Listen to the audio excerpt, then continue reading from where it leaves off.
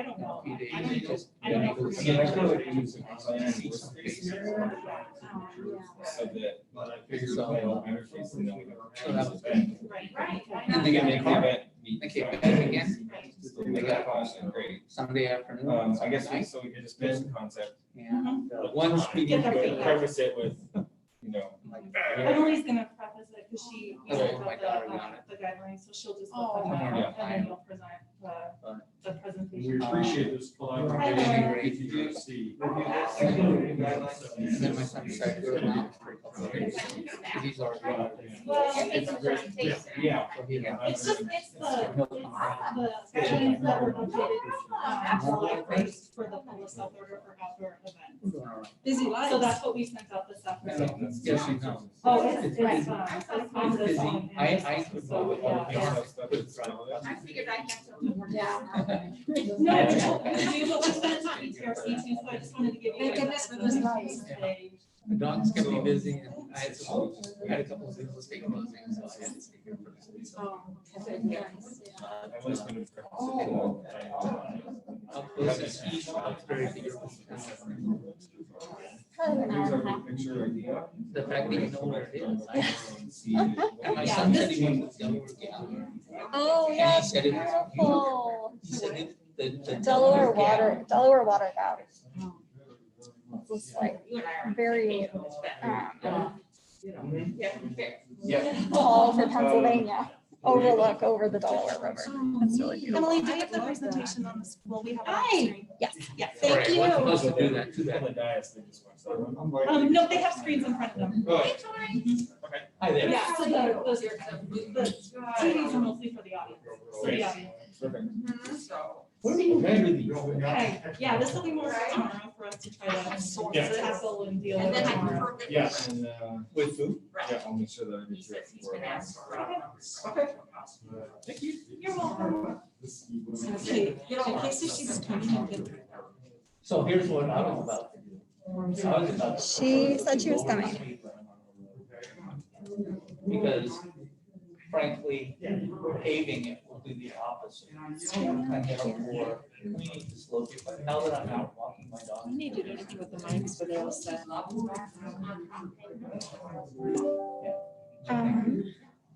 Just record. I, That's all. we have to do a counter thing. Don't know that they'll intervene. Are you staying for the whole thing, Jess, or just the meeting? No, we changed. What, for Unless Monday, it's we like- have Bible, we have. This one right here, or this, I have my highlighted version, but you can take it. You ready? Yeah. Oh, here, I have extras. Yeah, that's just. The most concerning things I highlighted, so. Okay. Pretty much the whole thing. Thank you. You're welcome. Okay. It is very hot. All right, it's 5:30. You still want a forum? Yeah, we have one. Stream. And Kate's coming. Screen. It's coming. Yeah. Well, we think, yeah, she said she was.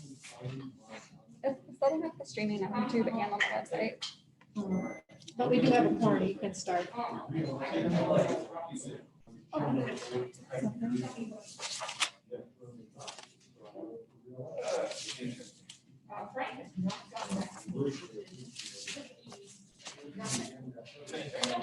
Yeah, I think maybe something.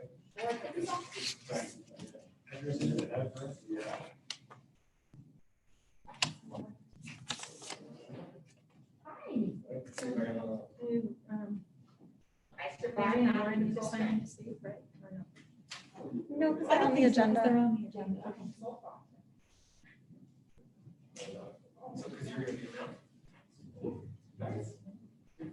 Pamela, do you want to turn the microphone on? There's no problem. At the horse. Oh, they have to see. the horse.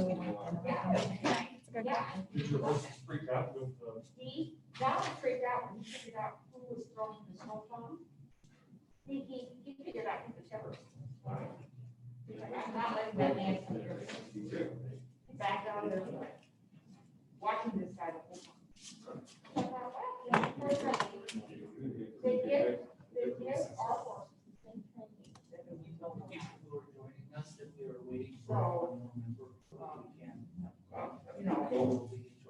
you have a quorum with 4 if you'd like to start. You do? Yes. Once I pull back. I'm sorry? Or 7. Yes. Oh, okay. How are you? So, hey, how are you? Nice to see you all. So with this limit capacity, 175 people per day amount of activity, were you able to kind of figure out any sort of capacity numbers? Yeah, Emily has it. Oh, okay. They do a social distancing calculator, and so Oh, she's okay. kind of figured it out. I think she's gonna say that during her presentation. Okay. As far as I know. All right. Any rules before turn off our microphones unless we're speaking because of the overhead? Yes. Good evening, everybody. It's 5:32. We will call our July PTRC meeting to order. Welcome, everybody. We will begin with roll call of our members, please. Kate Murphy. Fred Wolf. Rob Eber. Here. Aaron Gradinsky. Stephanie Dahl. Here. Tori Leviton. Chelsea Scott. Kate, quickly say here. Here. There we go. A couple of housekeeping matters first, if it's okay. I'd like to just remind everybody that as you came in, you saw the sign on the door. Please try your best to maintain social distancing, wear your mask at all times.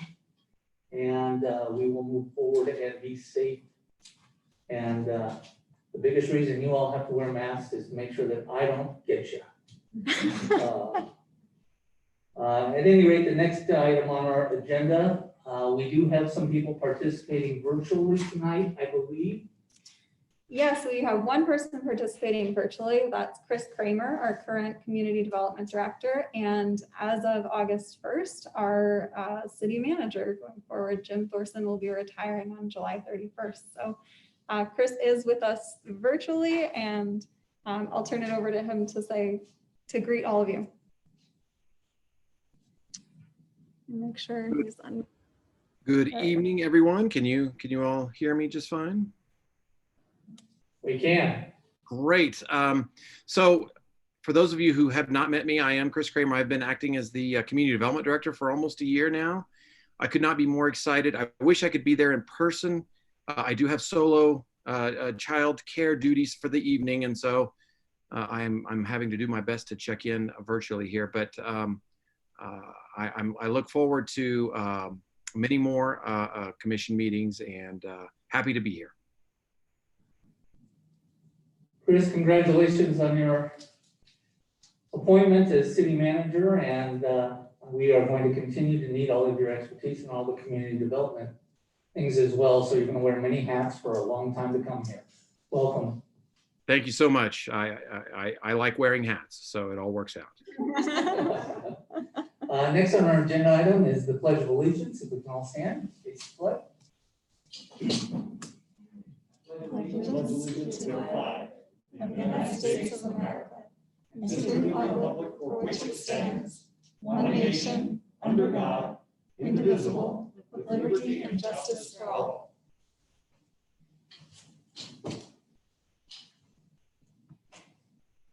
Next on our agenda item is agenda item public comment. We have one speaker signed up, of Mr. Dale Bowler.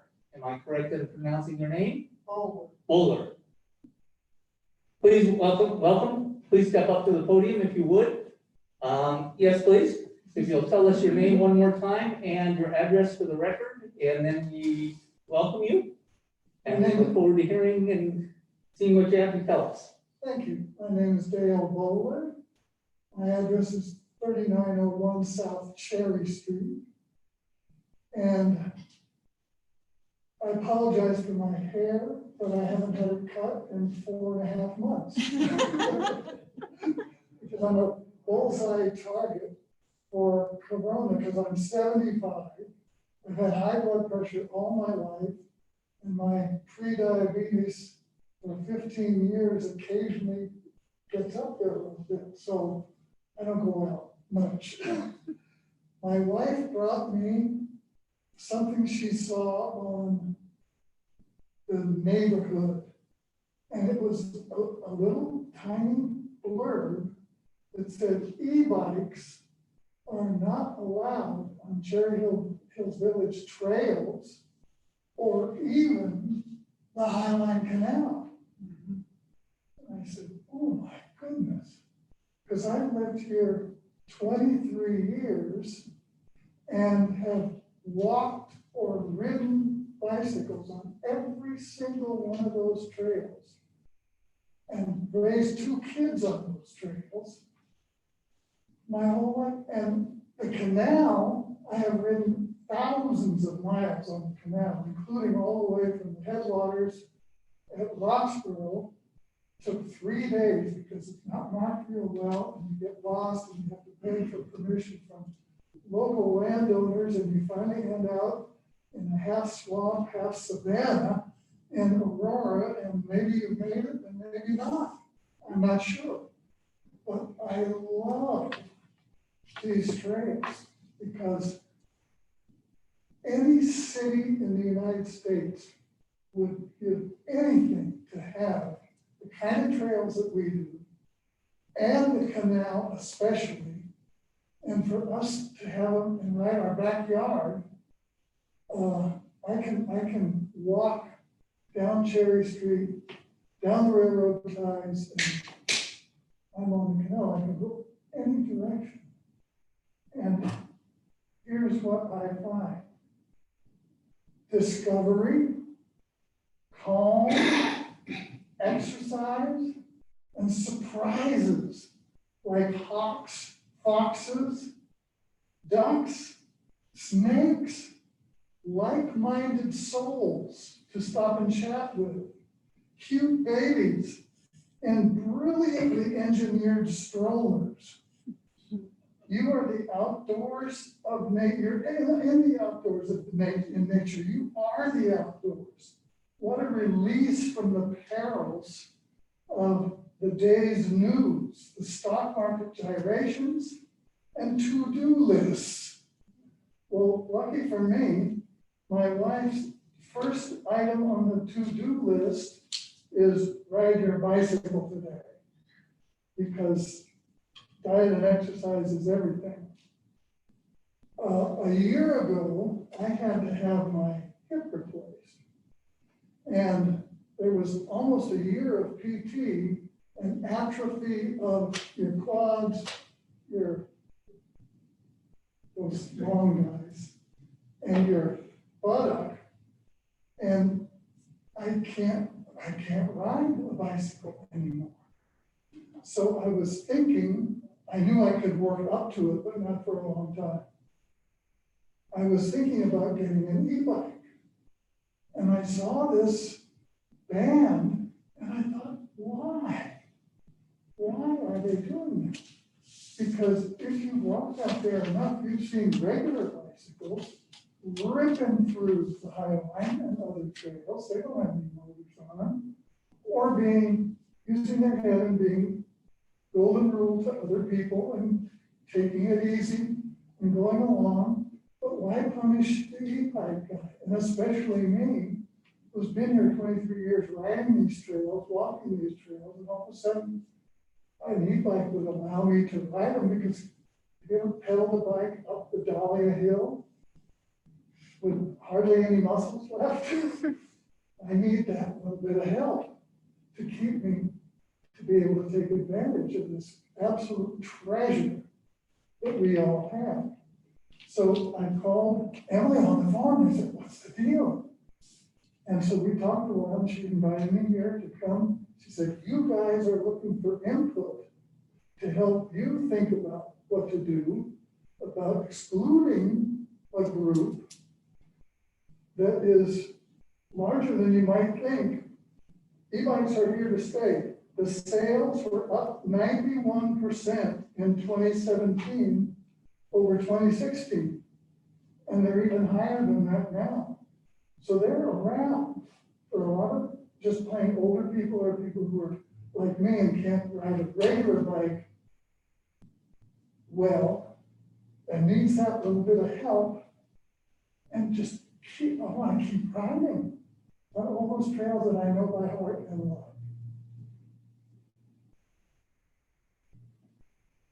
Well, thank you. I don't want to cut you off there. No, any questions, anything you'd like to know specifically? No, public comment is really designed for you to be able to tell us things that are on your mind.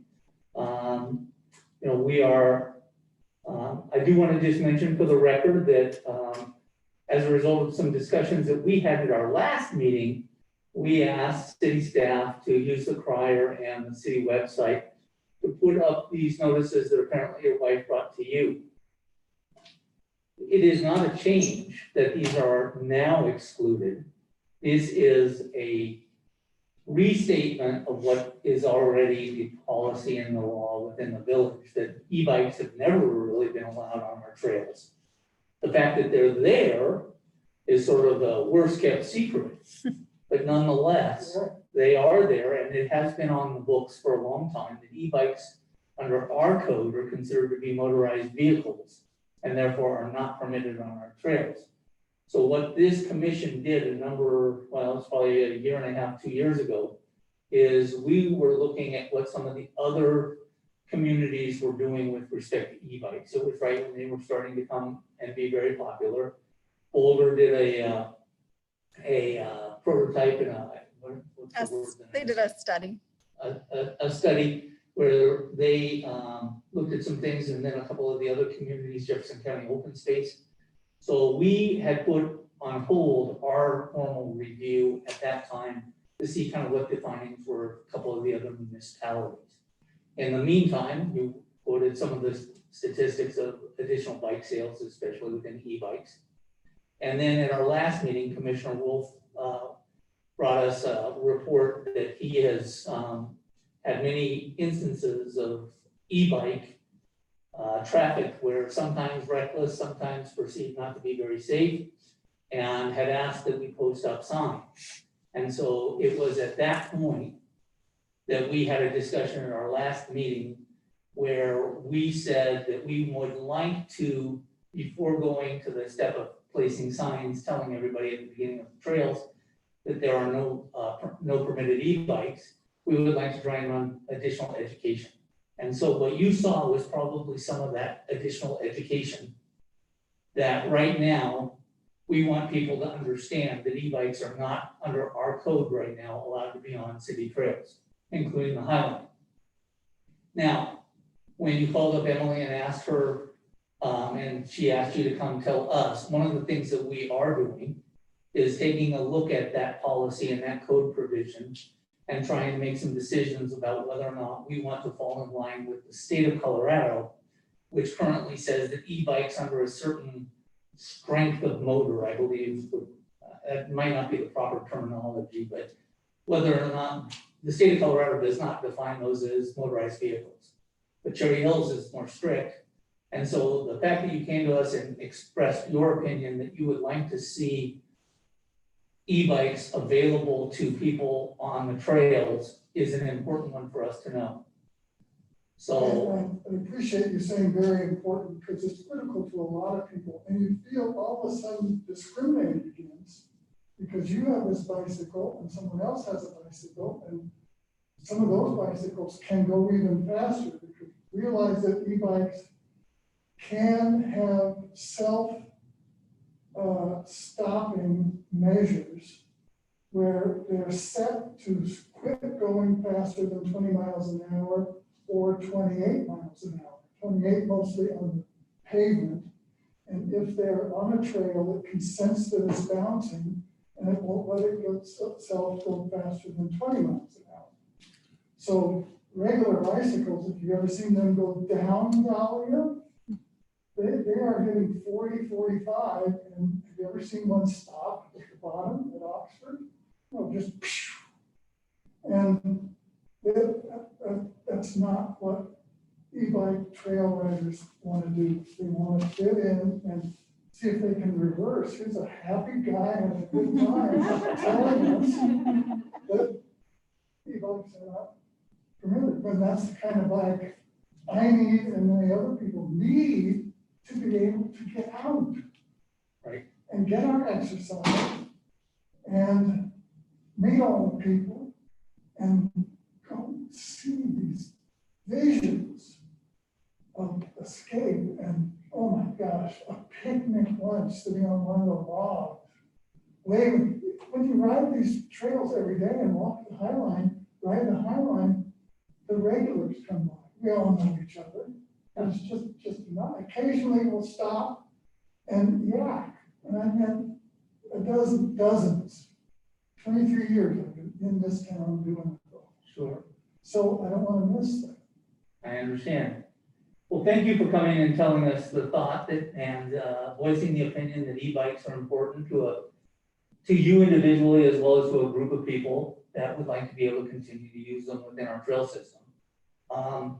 We do have it sort of as a lingering item on our agenda that I am sure will elevate itself in the next couple of weeks to months, not weeks, but probably the next months ahead of us to see if we can actually address this now that some of the other communities have done so. See if we like what they did, see if we don't like what they did, how our trail system might be a little bit different.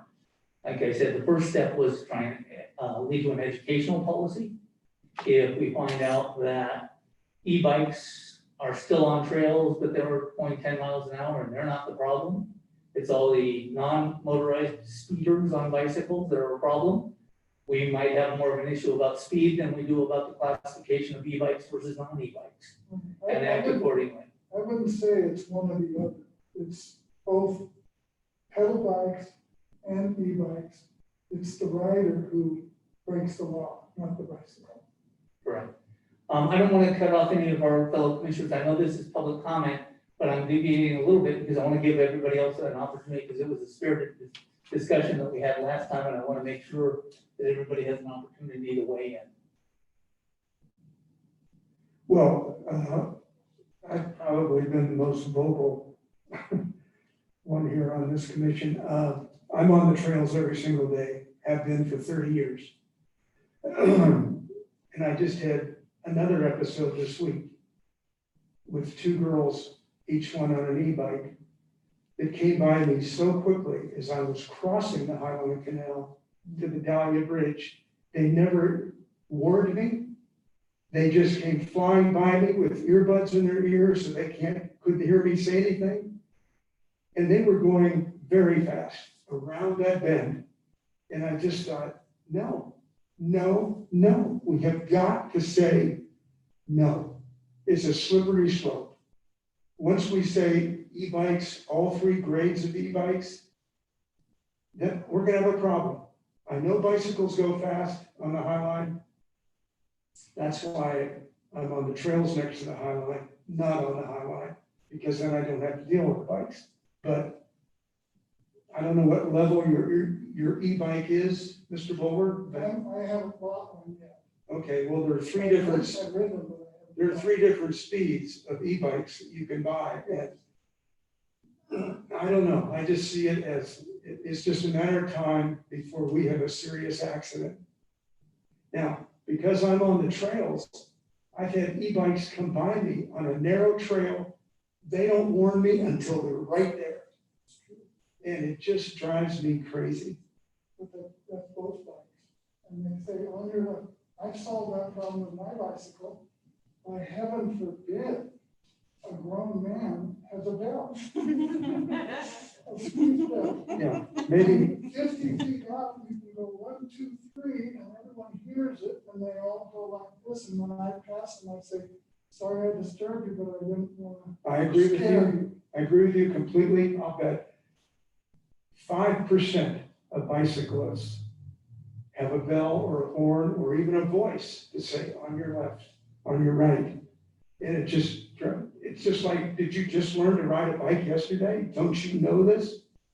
So as Rob said, we're continuing to discuss this and deal with this, but I hope we can come to some conclusion that makes sense. So thank you. Thank you. Anybody else on? Any other commissioners? Okay, well, thank you very much, Dale, for coming in. You're welcome to stay for the rest of the meeting. If you would like to excuse yourself, you are welcome to do so as well. Next on our agenda item is our consent agenda, approval of our minutes from our last meeting of June 11th.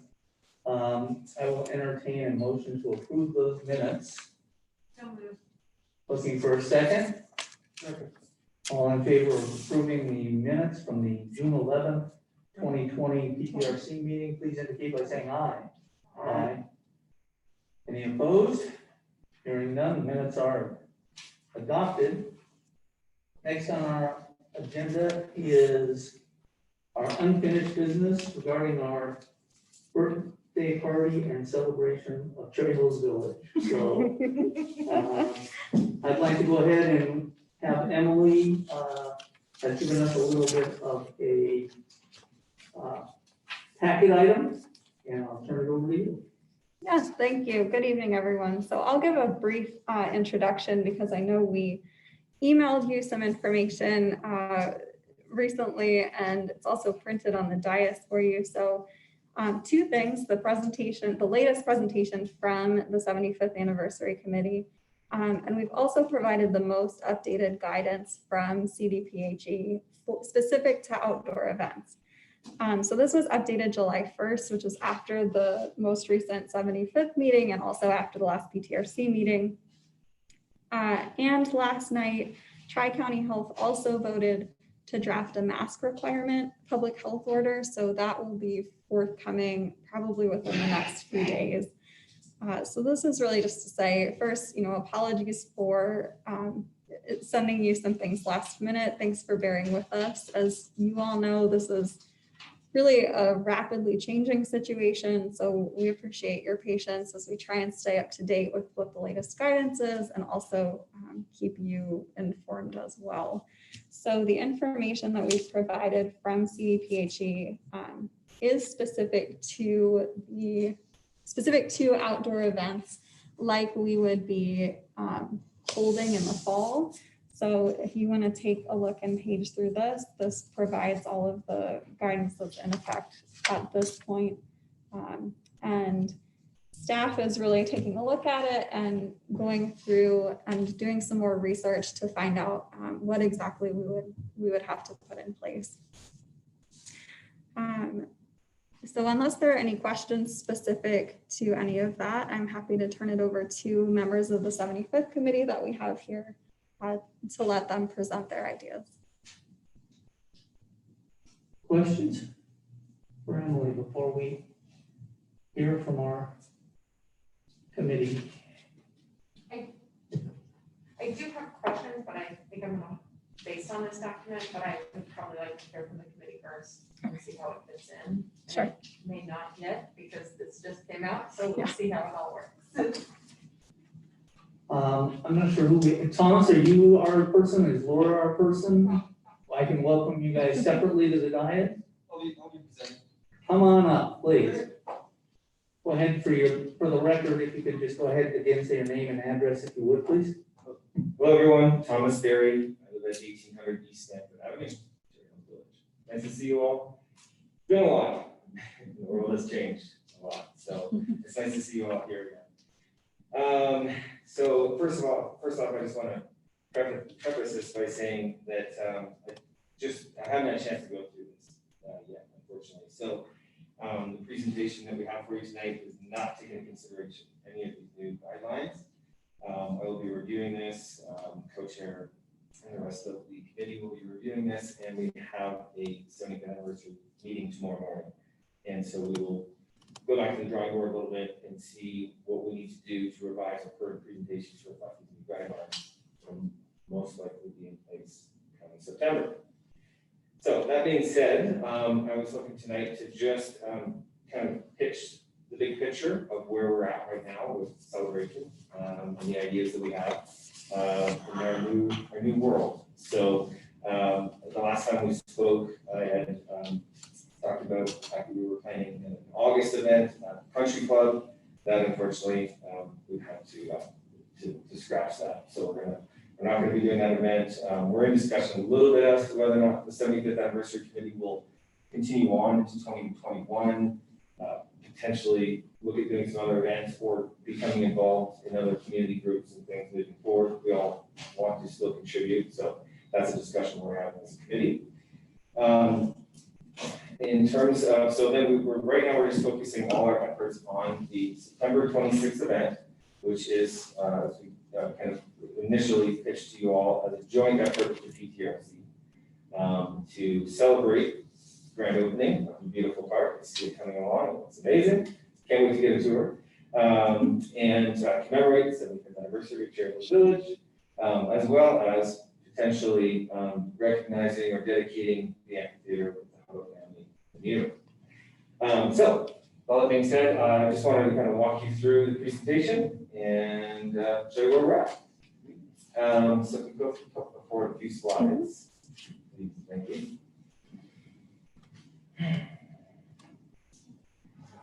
Oh.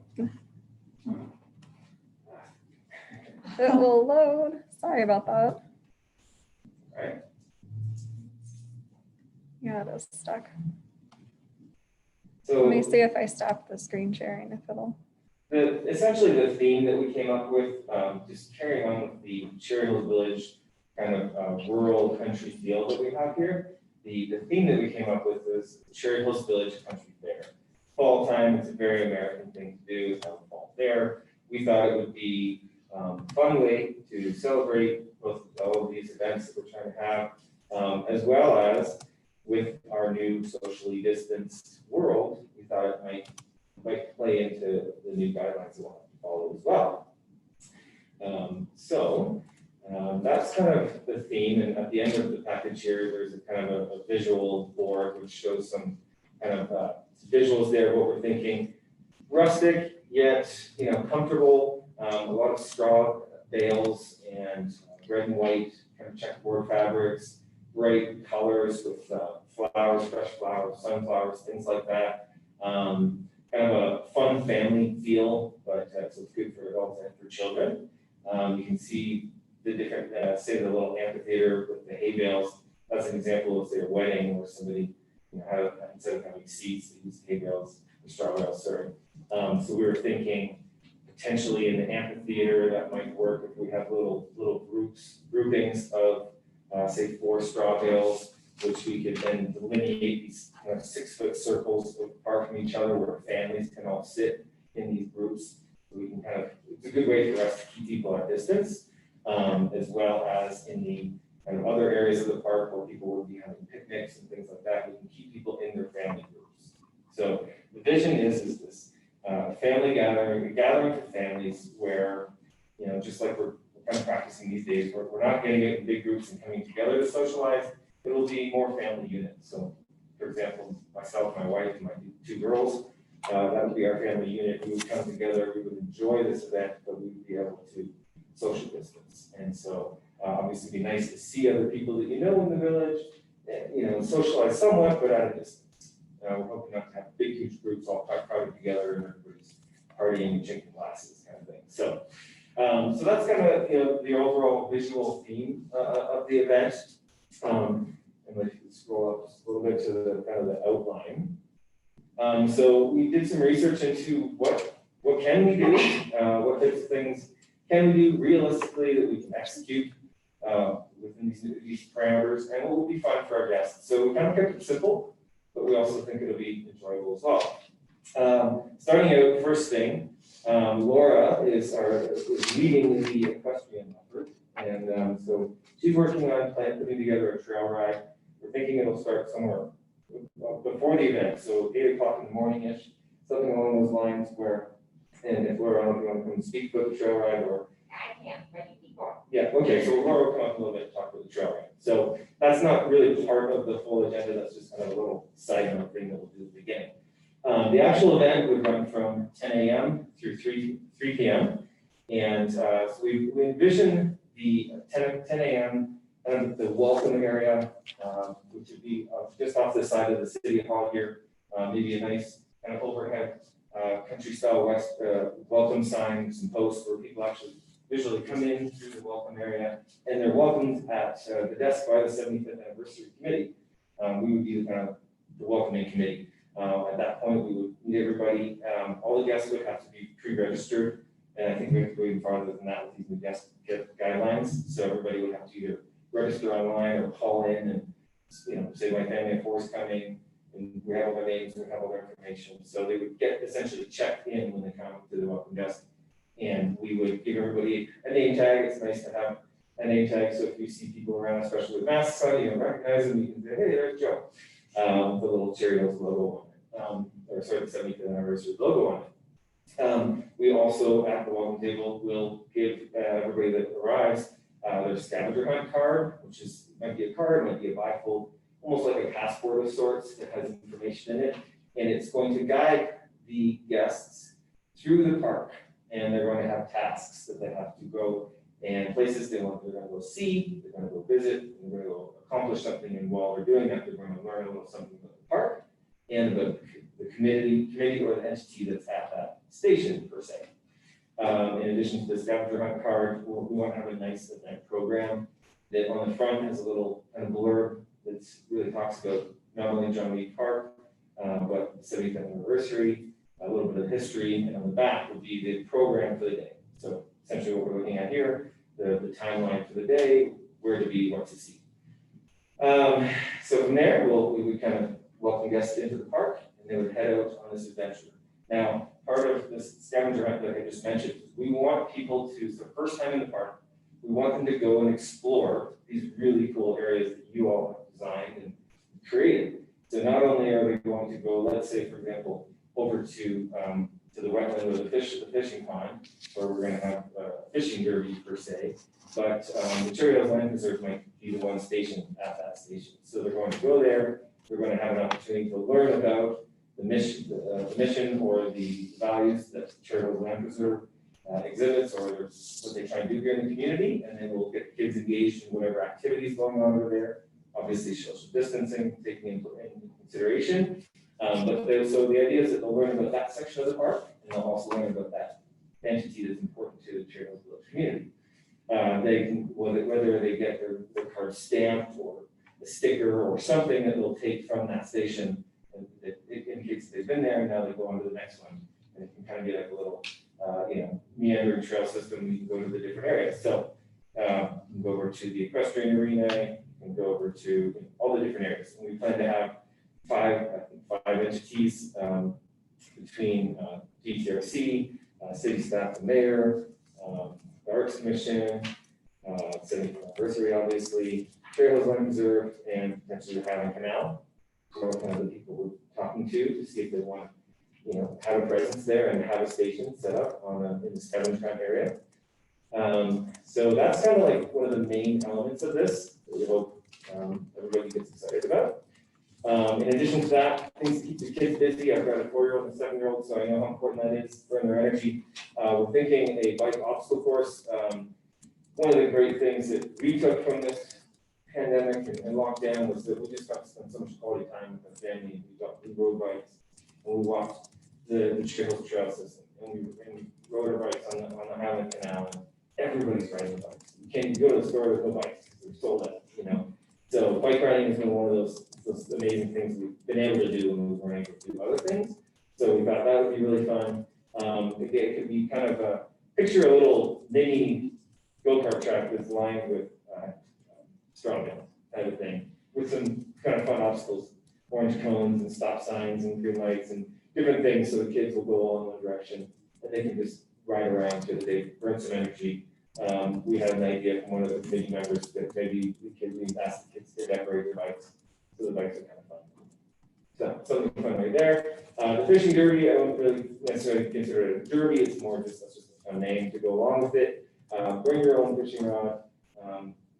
Hopefully we're gonna have a stocked fish pond there, and throw the lines in and kind of have some fun. So we want the community engaged in fishing ponds. So those are basically the 3 events that we felt like we can incorporate into this without it being too much, but keeping people occupied and to explore the park. From there, so that's, as people are enjoying those activities around noon, is when we want to, sorry, I totally skipped over a part there. Let's go back to 10:30. So 10:30 is when we want to do the official ribbon cutting and time capsule dedication. So up here at City Hall somewhere, we do the, fancy ribbon cutting and the dedication of the time capsule, which committee, we've decided that it's just going to be, we really simplify this as well. We talked a lot about making a monument or having an internal flame or building it into the park and using the bricks and selling the bricks. With everything that's going on with this stuff, that's just too complicated. So, do you want me to talk to the time capsule slide?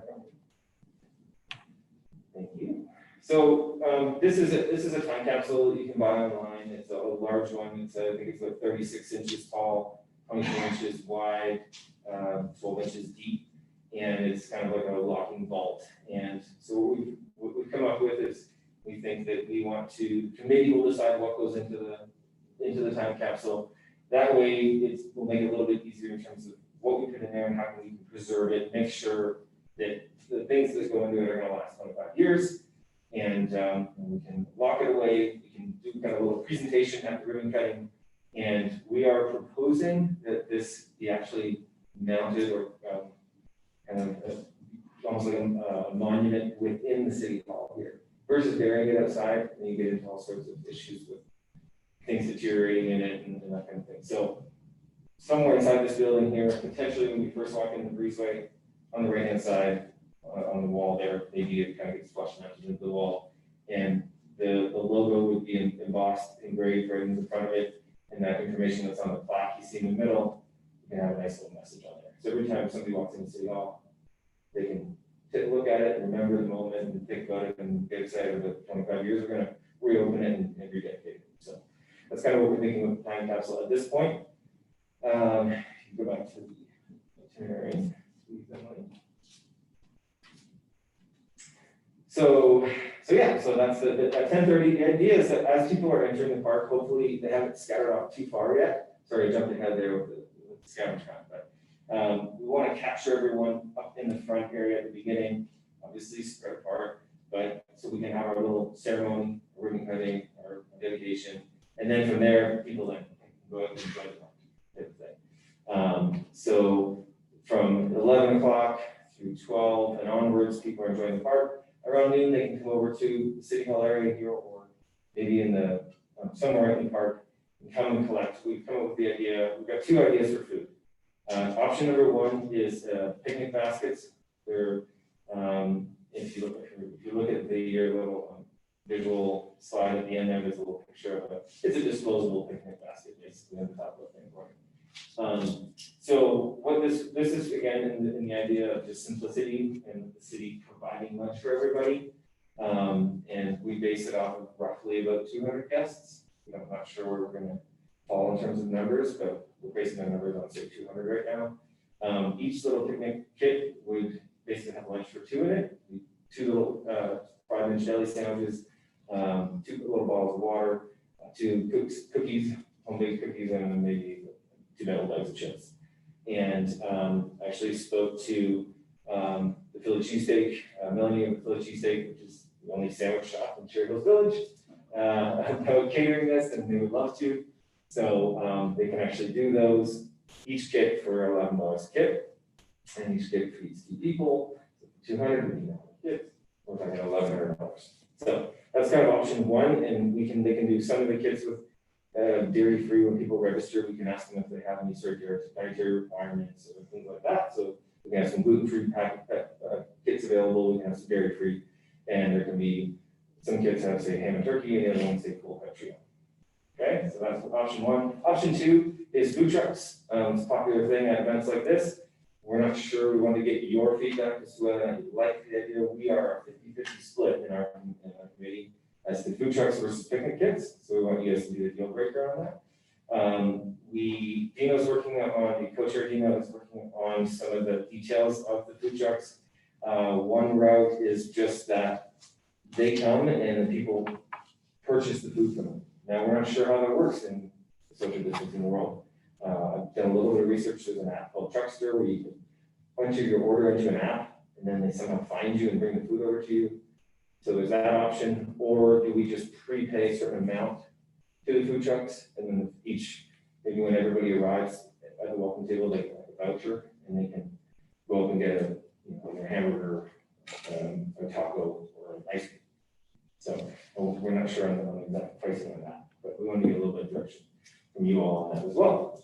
So that's kind of lunchtime, and the idea too, again, going along with this country fair is you get your picnic basket, you go with your family over to the little vignette, as they call them, or say 4 straw bales in a circle with originally I was thinking the red and white checkered fabric on top, but with social distancing, you need to be able to throw it away, so we get paper in that paper version of that, so it can be cleared after people use it, and then the new one laid down, so it's sanitized. So you actually go and have a little picnic with your family through the park and enjoy the park. So while people are having lunch, again, people are enjoying the scavenger hunt and the fishing derby and the bike thing. And that leads us up to, sorry, Emily, can you switch back to the other slide? Which one? The timeline. This is on the budget. There we go. Thank you. Sorry, around 12 o'clock, we were thinking of having some live music start up in the amphitheater. This could even start earlier, it could be at 11 o'clock. This could be, whether it's a local artist or something that's just kind of creating ambient music, whether it's country music or folk music, just something that kind of rounds out the experience. There's something playing in the background through the park. Not really an attraction per se that people are standing around and really focusing on, but just kind of enjoying in the background. That will lead up to 1:30. 1:30, we'd like to hopefully have as many people as we can over to the amphitheater. We're not sure how to work, how many people we're allowed to have. How do we tell some people you can and some people you can't go, but somehow have a dedication over there where the Ohio family would dedicate the amphitheater to their son. From there, we would like to welcome, we're hoping to have a special musical guest. We're still in the process of that.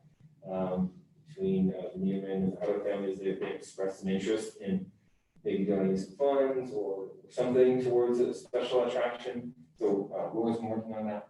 And so we're still working on that right now. We don't have anything definitive for you at this time, but we can line up some sort of a special musical act. And that act would go on from say 2 till 3, kind of round up the end of the event. That's kind of the big picture.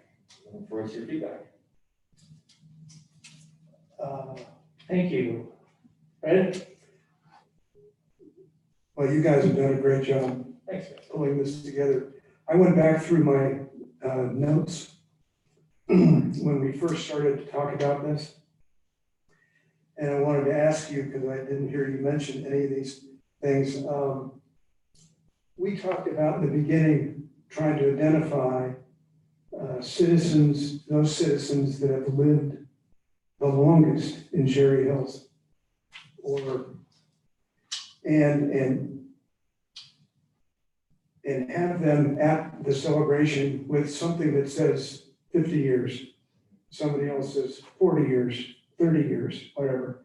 But begin to identify some of these people that have a long history with the village and kind of shine the spotlight on them. Now, that's one thing. Then we talked about having someone who has lived in the village a long time, being able to share some of their memories of living here so long. Cat Anderson has passed on now, but somebody like Cat Anderson, somebody like Dutch Bonsbach, for example, who grew up here in the village. He's a close friend of mine, but he's 80. He's lived here his entire life. In fact, his grandfather owned at one time all the land that Kent is on and Charlevoix and all that. And then we also, I saw in my notes, we talked about the book that Clasina wrote about the village. Would that be available for people here if they don't have it to buy, to give them a sense of the history of the village in detail? Nancy and I give one of those books away every time we have a real estate closing to somebody here in the village that is moving into the village. So those are some things, Thomas, that, you know, I think are important. All these events you talked about here are current events for families that just right now, here's what we're doing. But I don't sense, other than your time capsule, something that really captures the history of the village and the people that have lived here a long, long time and they've seen changes. They've also seen, when we talked about the roundabout at Colorado and Quincy, and I went to that meeting at St. Mary's Academy, I've never seen that many people from Cherry Hills in one meeting in my life.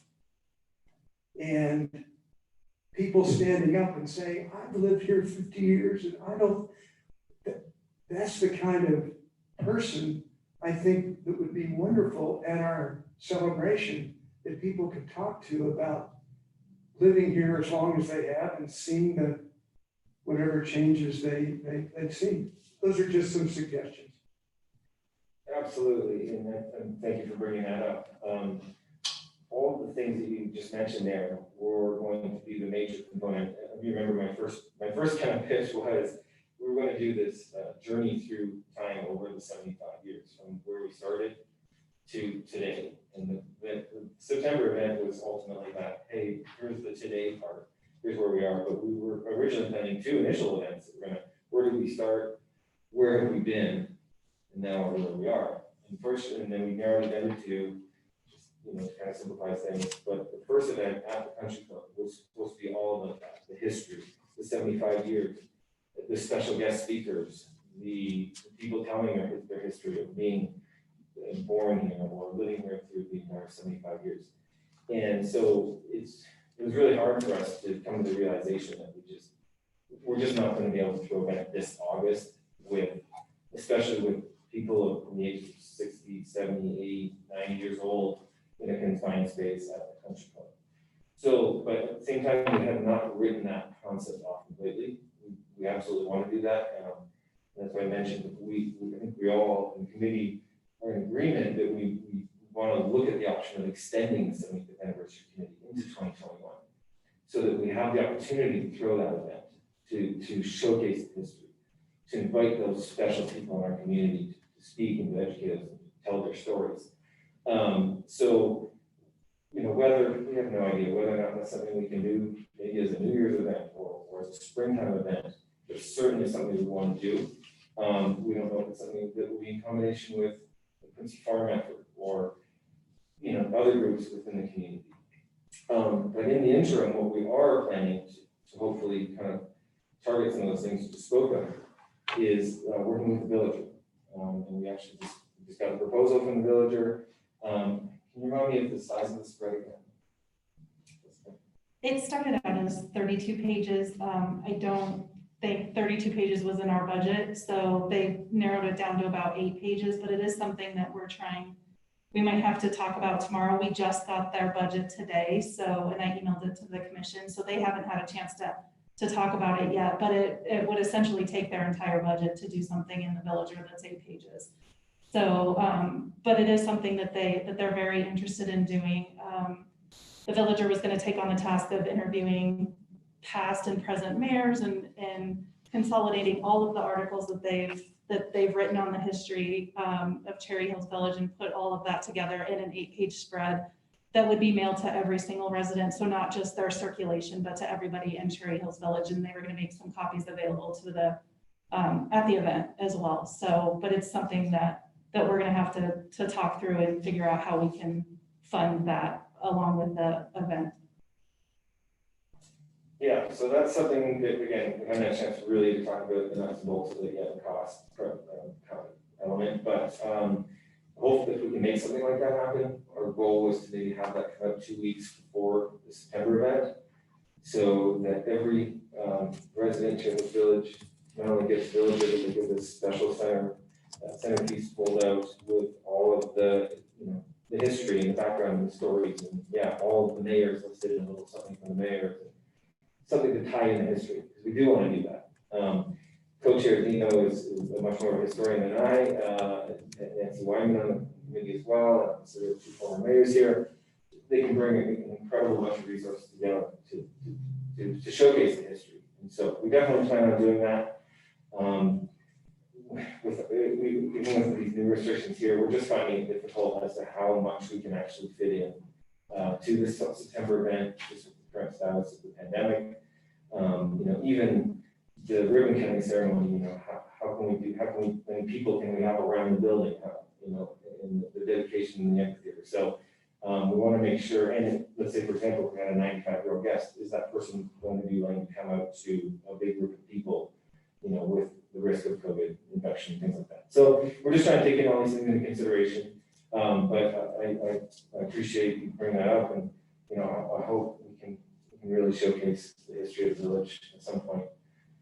I was gonna say, you guys have done an amazing job working on all this. I know how much time and effort goes into all of this. So first, thank you for all of your guys' hard work on this.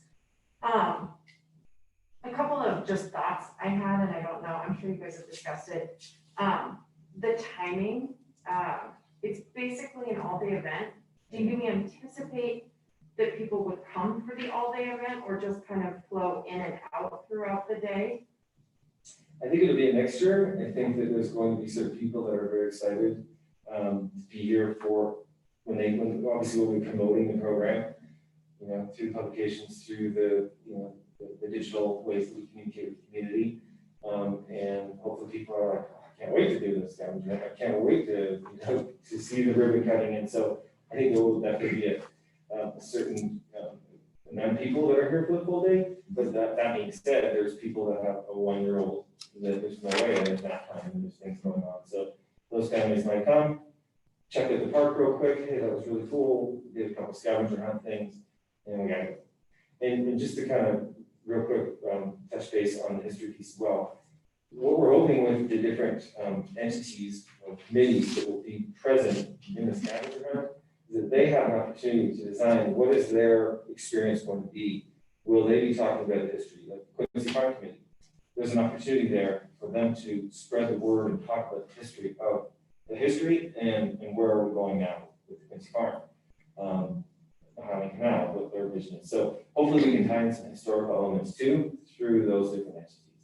As well as the 75th Committee, our welcome table will also be an information area where we hope that our presence will be heavily weighted on the historical side of things as well.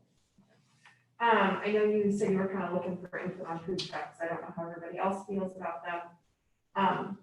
My experience, and I've been at a ton of events with food trucks, the lines are really, really long, and if we're anticipating 200 people. One, I think when people come to an event, they don't want to pay, so I appreciate that there's kind of a ticket system and things like that. But it feels like food trucks just always, they're great, they're really fun, but I mean, we did like a kind of ice truck in our neighborhood for all the kids that were moving on to different schools and things like that. And I mean, people just congregate, and so much so that the police got called for 5th grade graduation in our neighborhood because there were too many people, and people just congregate. It's hard to control kids, so it may be, given the circumstances that we exist in, to control that, handing out picnic basket lunches might just be a simpler way, instead of having to have city staff and everybody else, please step back, please move here, please do that. We don't want to make them kind of the wardens of this event and, all the members. And so that would just be my thought on it, is sometimes when you have food, people have a tendency to congregate. If you can't move them quickly, it just kind of creates a situation. So that would be my thought on that. And then the only other thing I kind of was thinking of, I was looking at the restrictions, and obviously you all haven't had an opportunity to even look at these. And I think more than anything, specifically, there are restrictions. Consider, like one of them, consider shorter event time durations. Obviously, when you have an all-day thing, that's not it.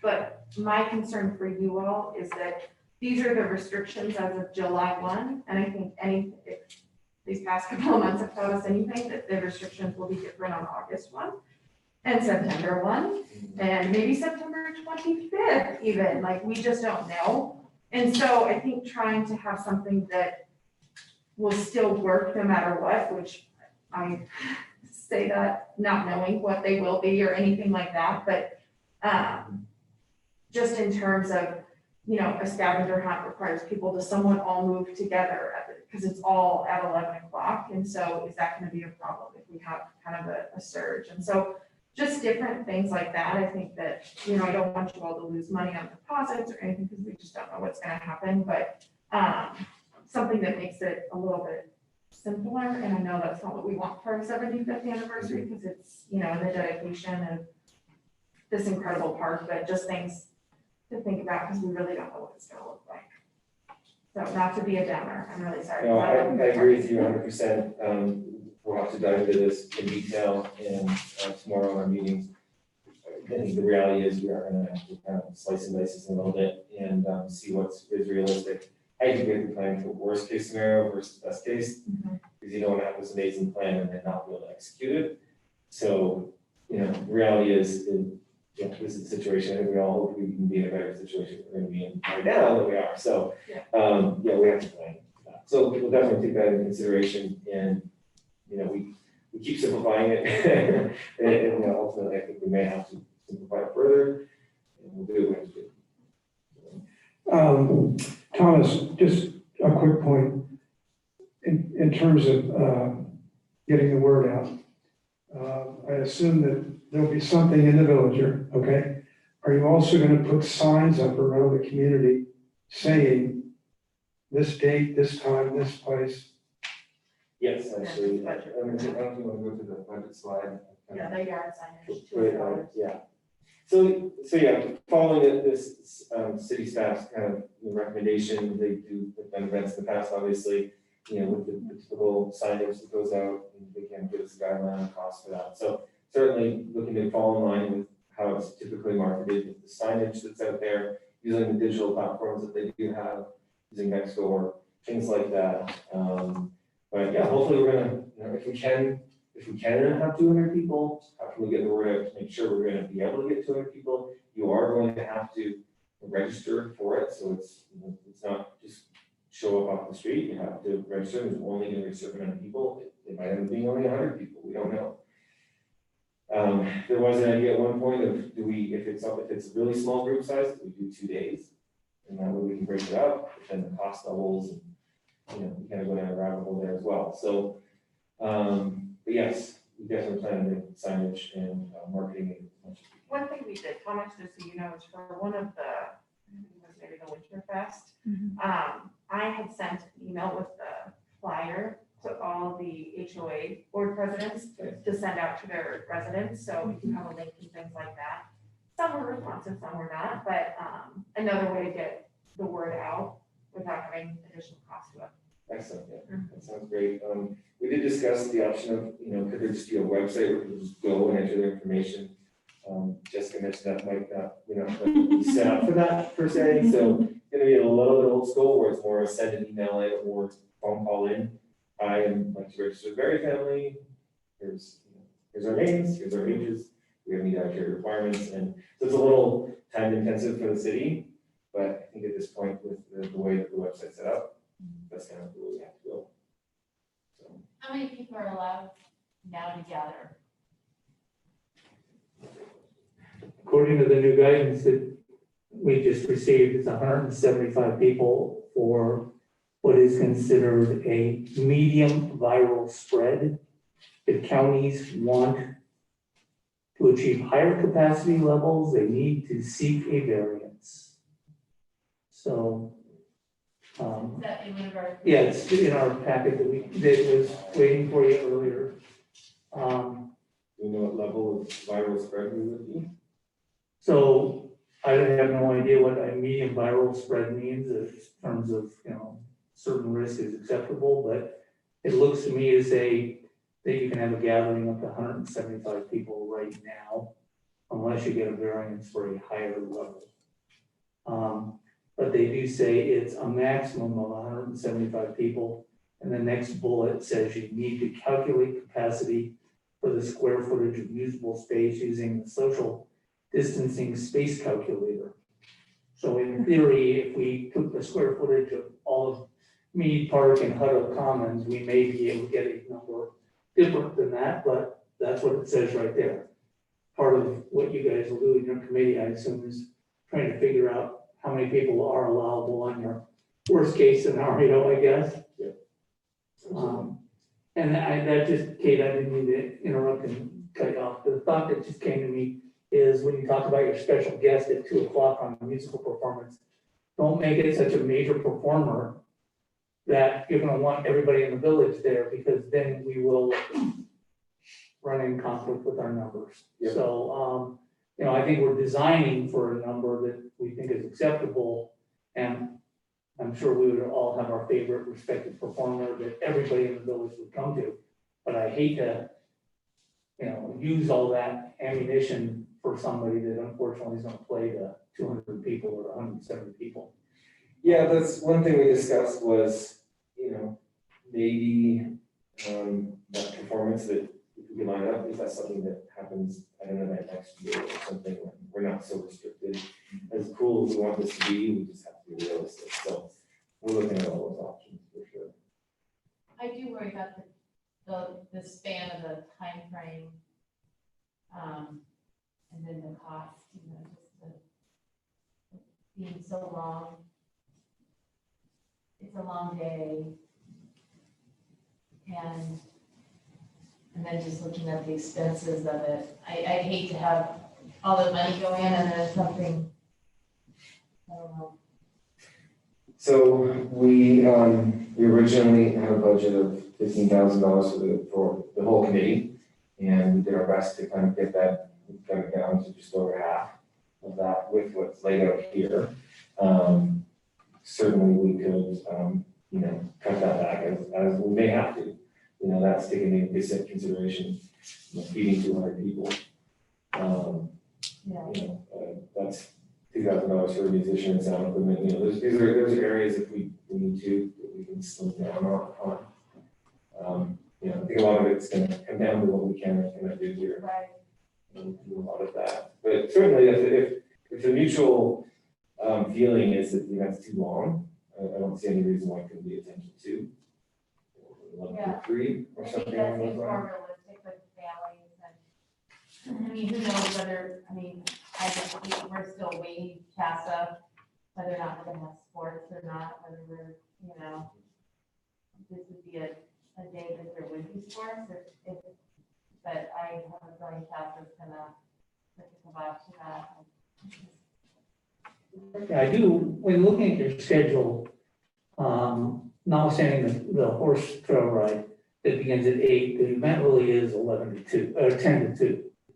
So it is a 4-hour, but it's the middle 4 hours, so the comment of it being kind of an all-day event, it's not probably wrong, but at the same time, the event itself is 4 hours. I would imagine that the bulk of the people would want to come for music, entertainment, and fun. It's that 10 to 12 kind of category.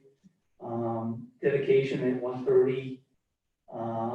Maybe you move that up a little bit with your special guest.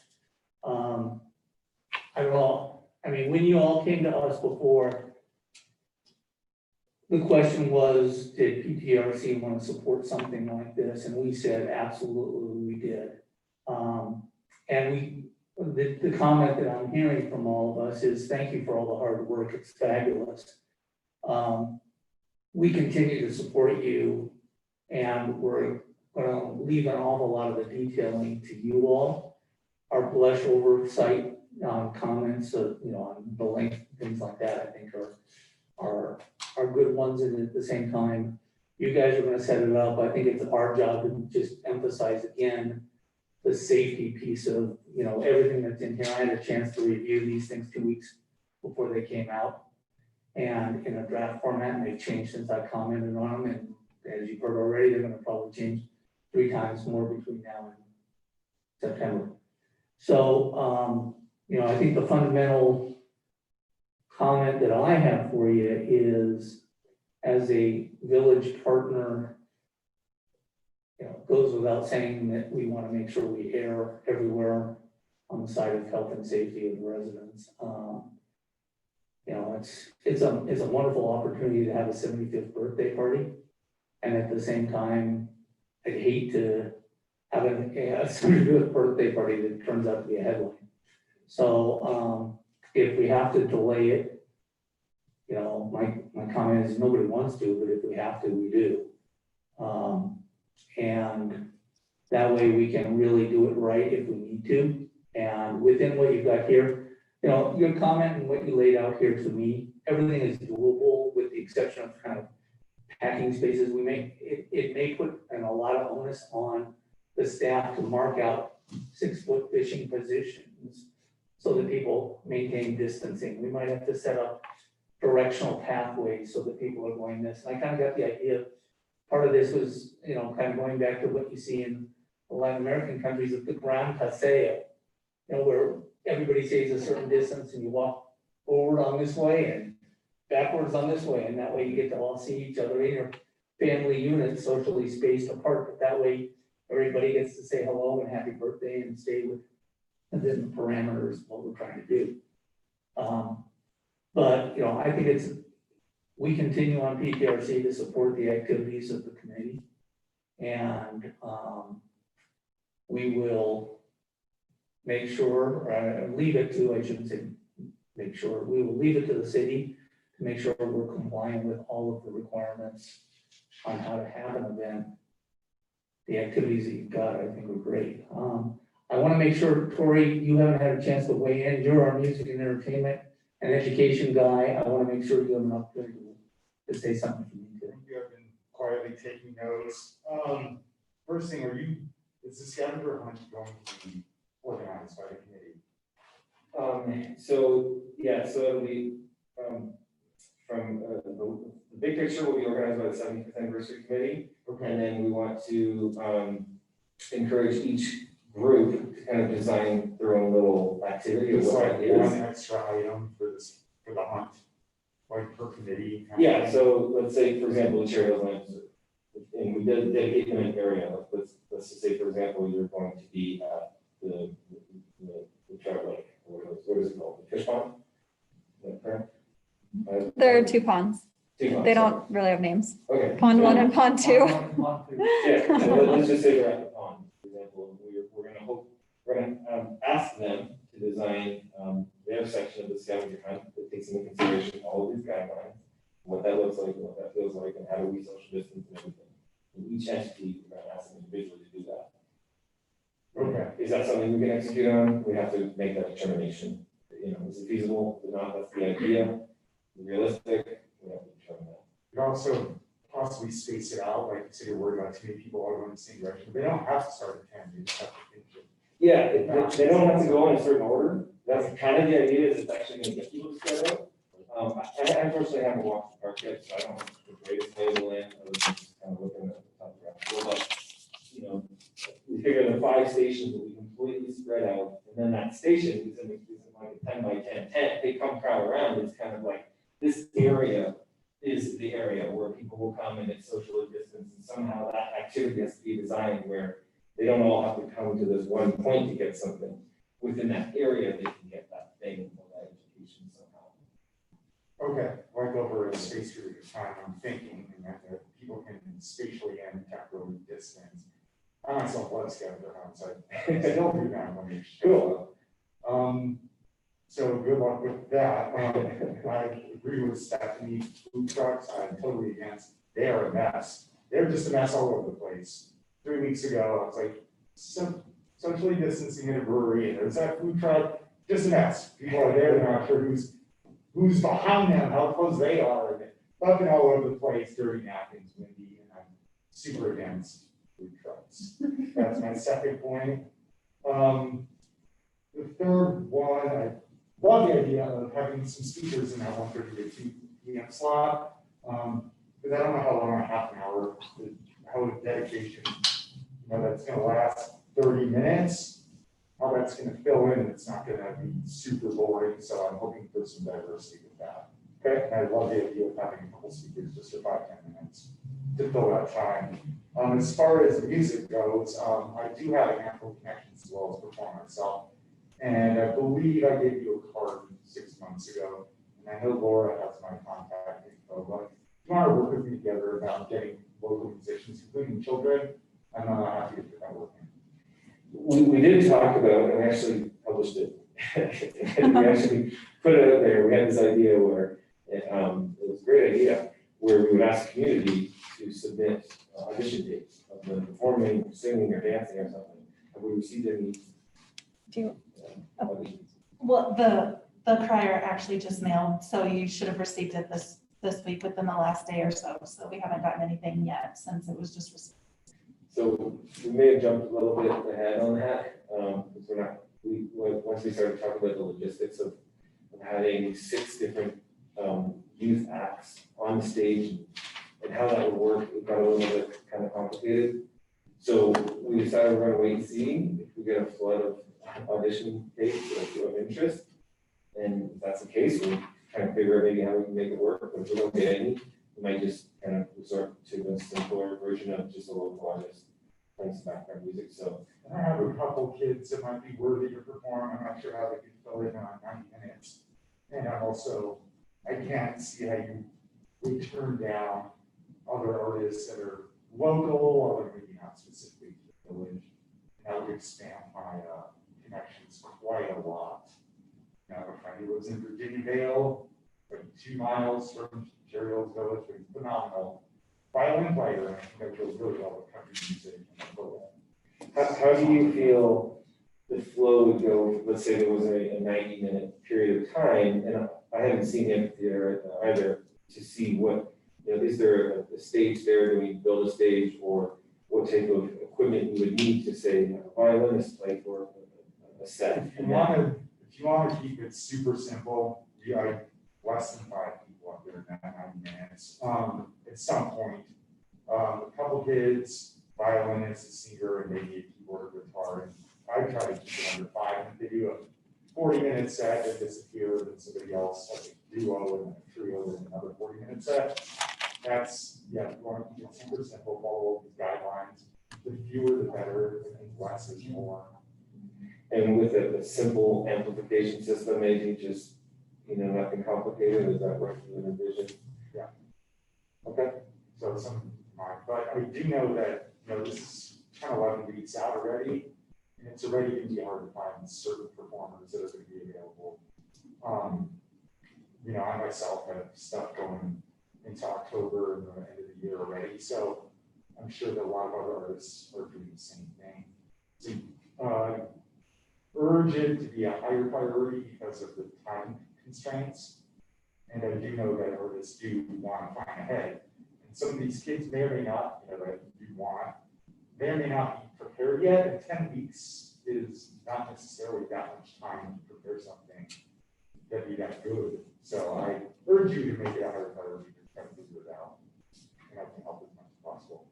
We love the guidance from the PTRC as a whole, in terms of what direction you like, whether you like the idea of multiple artists locally, or if you like the idea of just kind of background music, simple, because we haven't made any really definitive answer decisions on this piece, so. Echoing though what Commissioner Fred Wolf said, I think it'd be nice to reach out to people that have been in the community for 50, 60, 75.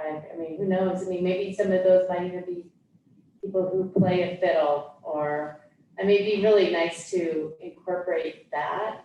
I mean, I love the idea of kids, but I love the idea of there's some, people who play fiddle or violin or what have you, that are elderly in our community. That sure we have some musicians, and then we could incorporate and bring light to the fact that some of these people have been here for. And I'd love to, if we're going to do it, then we need to honor. I'd love to do it once and honor people that have been here.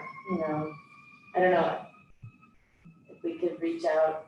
Maybe they're even with that Cherry Hills Village magazine, the one that goes out, maybe reach out to the editors and there too and see if we can have like a community outreach and see if we can bring some people in. If we're gonna do this and 175 people are allowed and social distancing with masks, and I think there's quite a few people, even the judge, you know, who lives just down the street from us, I mean, gosh, they've been here forever, you know. So the concepts behind the youth performers came from, Doug brought this up in our meeting, where the Hutto Commons in Allen, it was dedicated, the concept behind the whole, the Commons was, and Doug, you can speak to this more eloquently than I, it was for youth performers.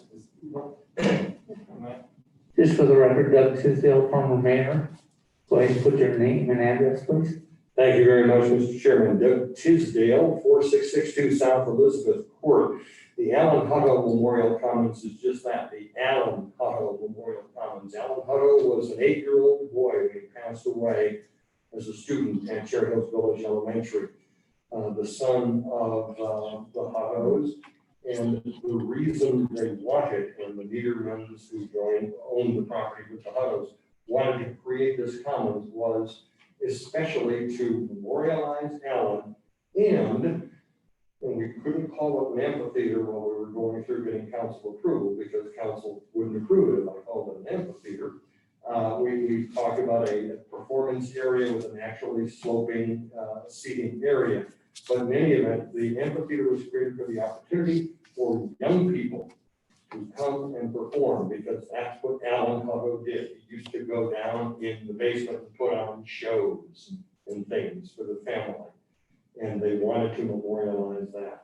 So that's the reason for saying, to the extent that we have young people engaged in this, whether it's music or other performance would be great. And we wanted to keep it simple. Also, one of the original considerations was to make it pretty much acoustic, non-electronic, for the simple reason that the neighbors, when we were going through the approval of creating the Allen Hutto Memorial Commons, didn't want to have blasting type things. That's why there's no capacity for lighting and so forth. That's the background behind that. And I appreciate the opportunity to share that history with you, because it was quite an event. It was a year of negotiations with Frank to get this done, and it was a wonderful thing. And this is something that I know, and Laura's had communications with them as well, Mayor Christman. So we've all had these contacts with them.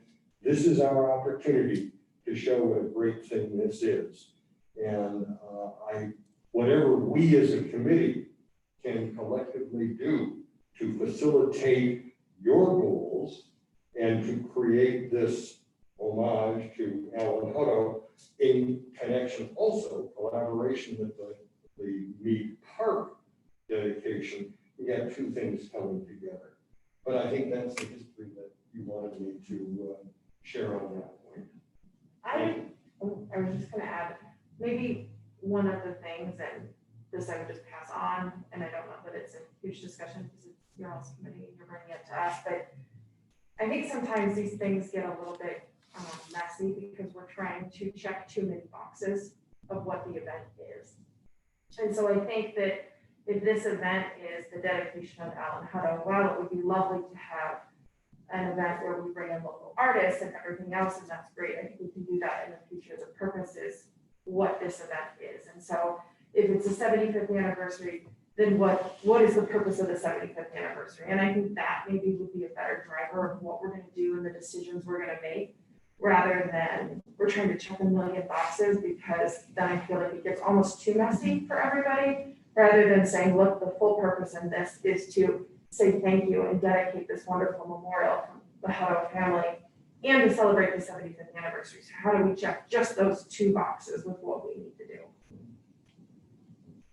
And I think this discussion helps inform the 75th committee, which will be sitting up there tomorrow morning, going through these discussions. And that's why we wanted to have the feedback from you, and it helps to know how you feel about the food. And I don't really call it a scavenger hunt, I call it more of a treasure hunt. Because I think the problem is that people hear scavenger hunt, and they figure we're gonna have all these kids running around together doing these things. And it's more a question of you've got stations set up and they'll go to retrieve their treasure and then check it off in their box and move on. And I think that works pretty well too, to show the completeness of this whole massive redevelopment that we've been successful in creating, that all of us, you know, I did some of it, Eric Christman did a lot of it, you know, had worked on it for a long time. Yeah, that's a good point, Doug, because when I look at the agenda here, I'm wondering, is it worth it to, at some point, instead of one of these things, and I don't know who would do this, but lead a tour of this whole new development?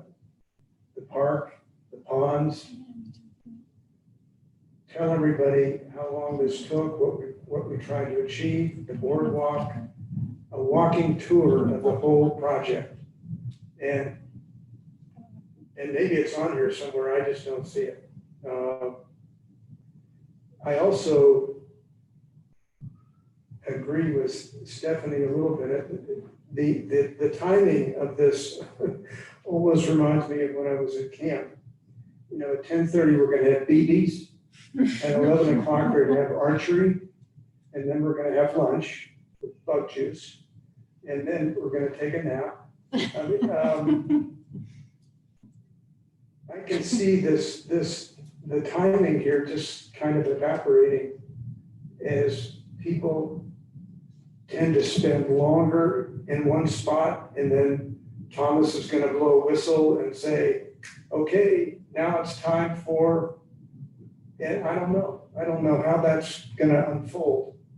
In terms of the tour, if I may respond to that, I think in effect what we've done by creating this notion of a treasure hunt and having stations set around, we create a natural opportunity for a tour without putting people behind a tour guide, following somebody with a flag as you walk from point to point, keeping them all together. So that was designed to create a natural social distancing. And I think that works and it accomplishes that purpose because we have the different stations set up in such a way that people can hear the story and see, okay, this is what we've done over here, this is what we've done over there, and so on. So I think that's the first part of it. In terms of the timing, I think the committee is well informed by your comments now, and we can reconsider some of this because, yes, the notion of going from 8 to 3, that's obviously a little tough. 10 to 2 is really the heart of it if we're going to look at perhaps not having a special musical guest, because I take the chair's comments to heart as well. I know we're going to share with the committee, the full committee tomorrow, relative to, are we going to create something and we have FOMO? We're going to have lots of residents in the village with the fear of missing out because we got Fred and the Barneys are going to be there performing. Everybody wants to see Fred and the Barneys, and we have 500 people who want to come. That's a challenge. If I can cut in for a second, I also was thinking it wouldn't be a bad idea, and I'm not sure, budget's already an issue, but how about having a videographer there? I'd be totally not worried about missing out if it was live streaming. I didn't have to go anywhere, and then that would overcome that. The videographer's a couple $100. I think it'd be cool so not everybody feels the pressure to come. They can watch these activities. Like, I would love to see this fishing derby, but I don't know how to fish, so I'd rather watch somebody videotape it.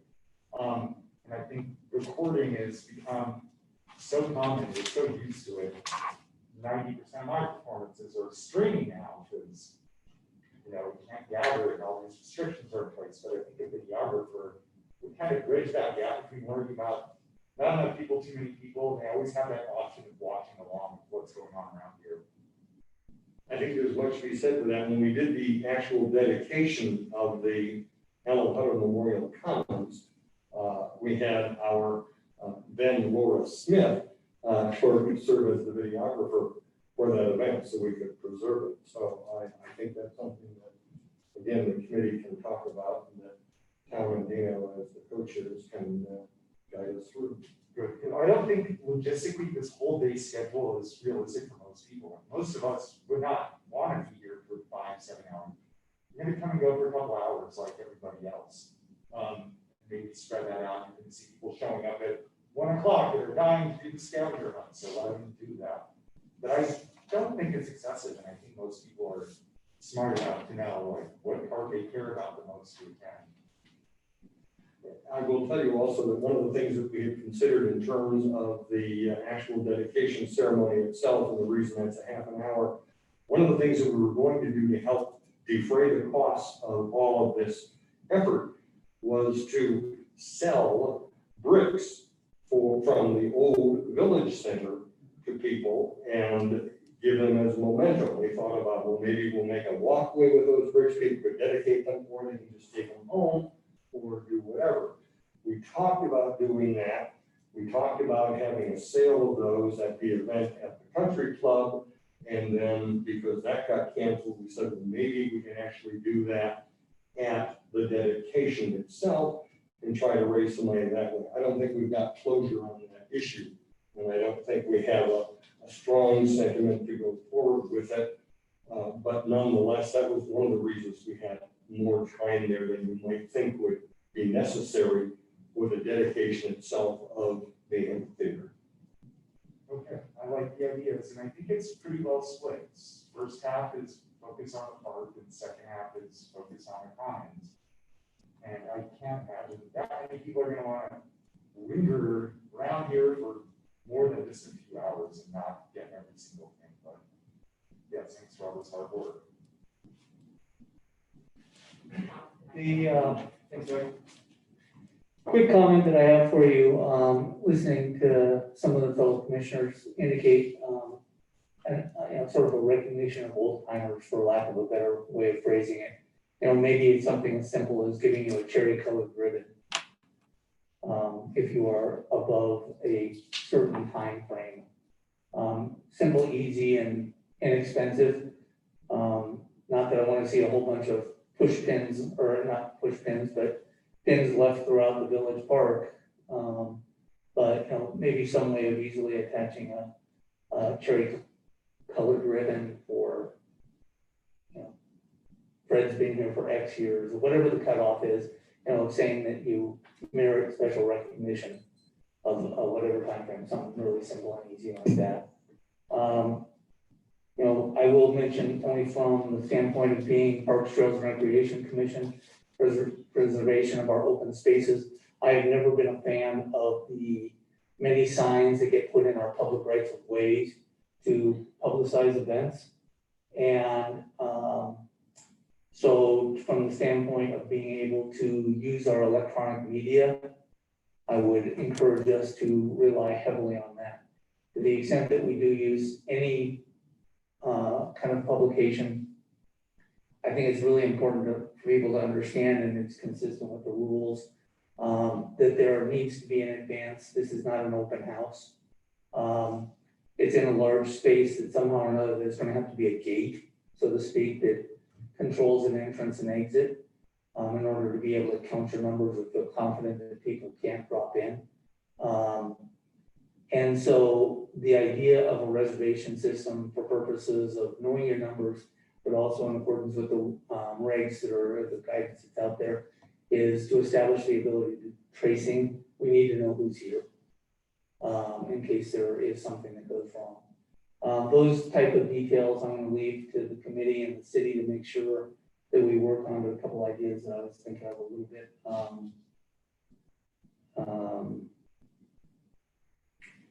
I hate to say that we probably need to have a questionnaire and a temperature gauge station up front. When it comes time for food, I think the secret on food is not to have everybody congregating in one place. We heard about food trucks, but even if it goes to box lunches, I would encourage us probably to have, 7 or 8 different food stations, so that no one is, tuna sandwiches over there and roast beef sandwiches somewhere else. I don't know if that's the way to do it, but the idea again is that you're dispersing crowds to the best that you're able to.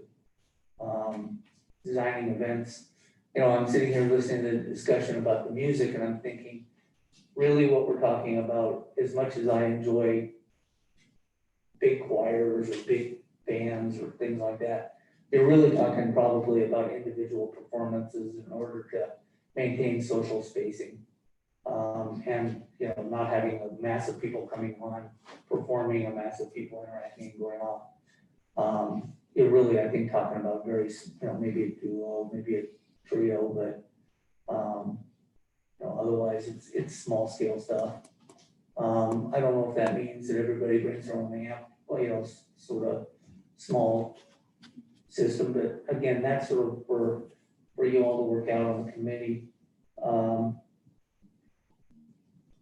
I think the idea, again, is sort of, you know, ways to disperse. I'm hesitant towards the idea of, you know, somebody walking around with the flag and giving a tour. What I'm really thinking about, frankly, is that this is an article in every crier from now till Christmas time to pick a different piece, or it could even go past Christmas time. But the educational piece that goes with the describing what we just spent $2.5 million on is, or whatever the price of the park is these days, I think it was more than that even. But the fact of the matter is, you know, talking about the pros, talking about the cons of what we did and why we did it, and I think it's a segment for every crier article. That'll go for a long time.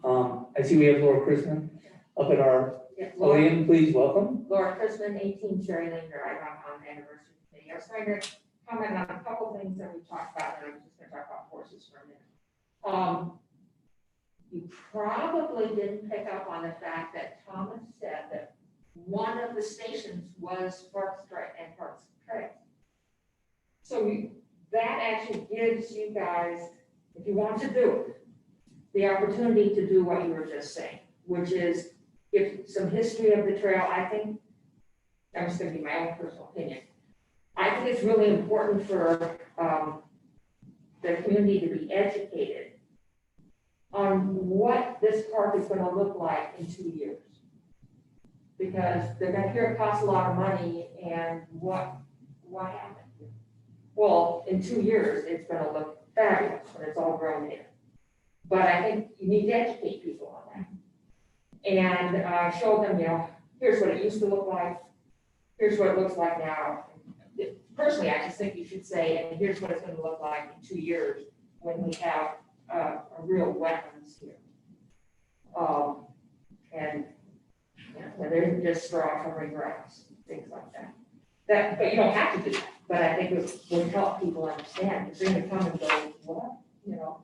And the other thing is, kids aren't going to be able to use the playground. So it might be kind of really nice to explain to them what it will be when they can use it. As some of you know,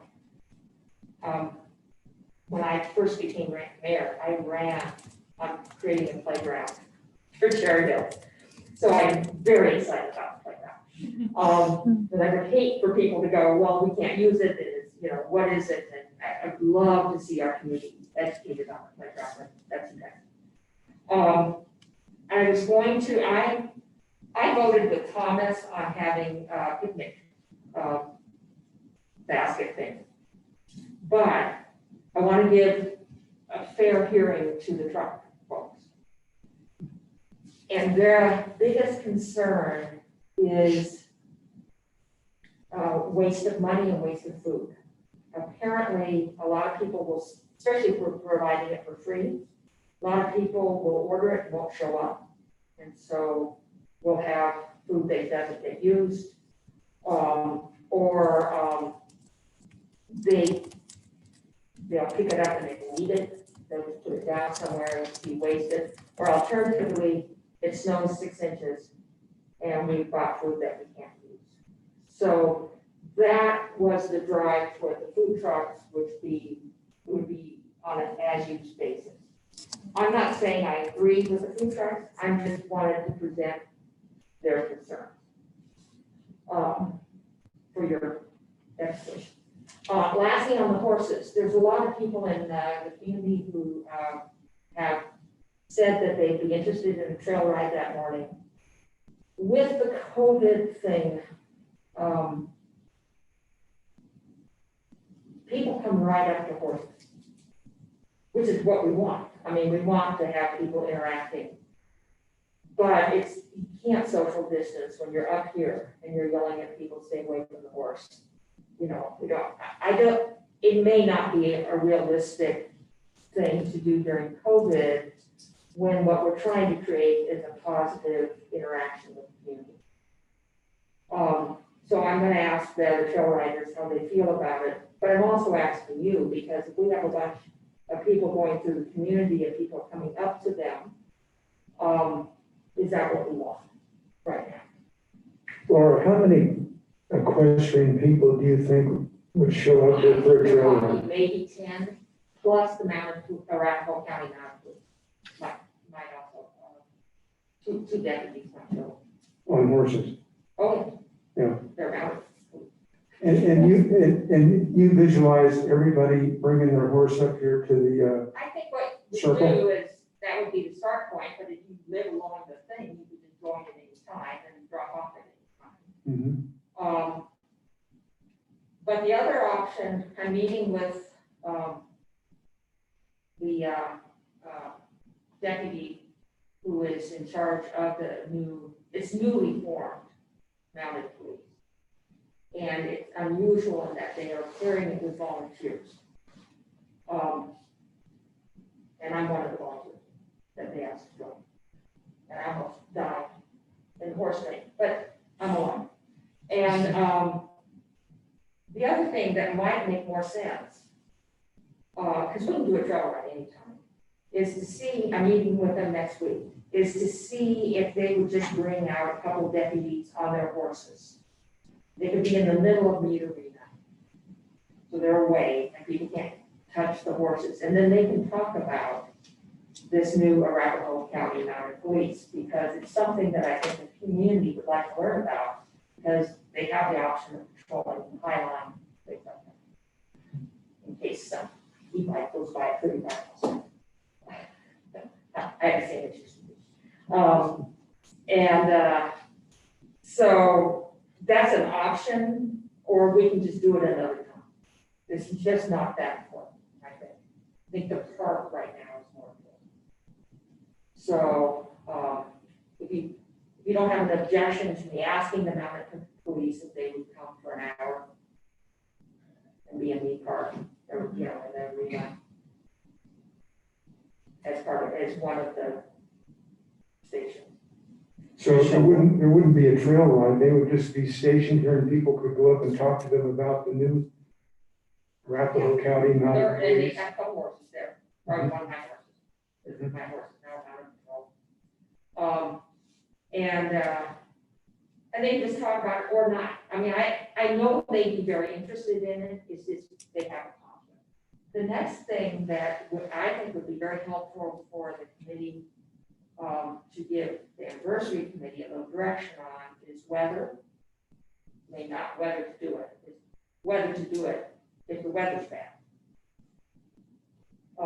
What kind of direction would you want it the next weekend, or does it just get called off, or the chances of the weather? I mean, we've had snow in September, we've had storms.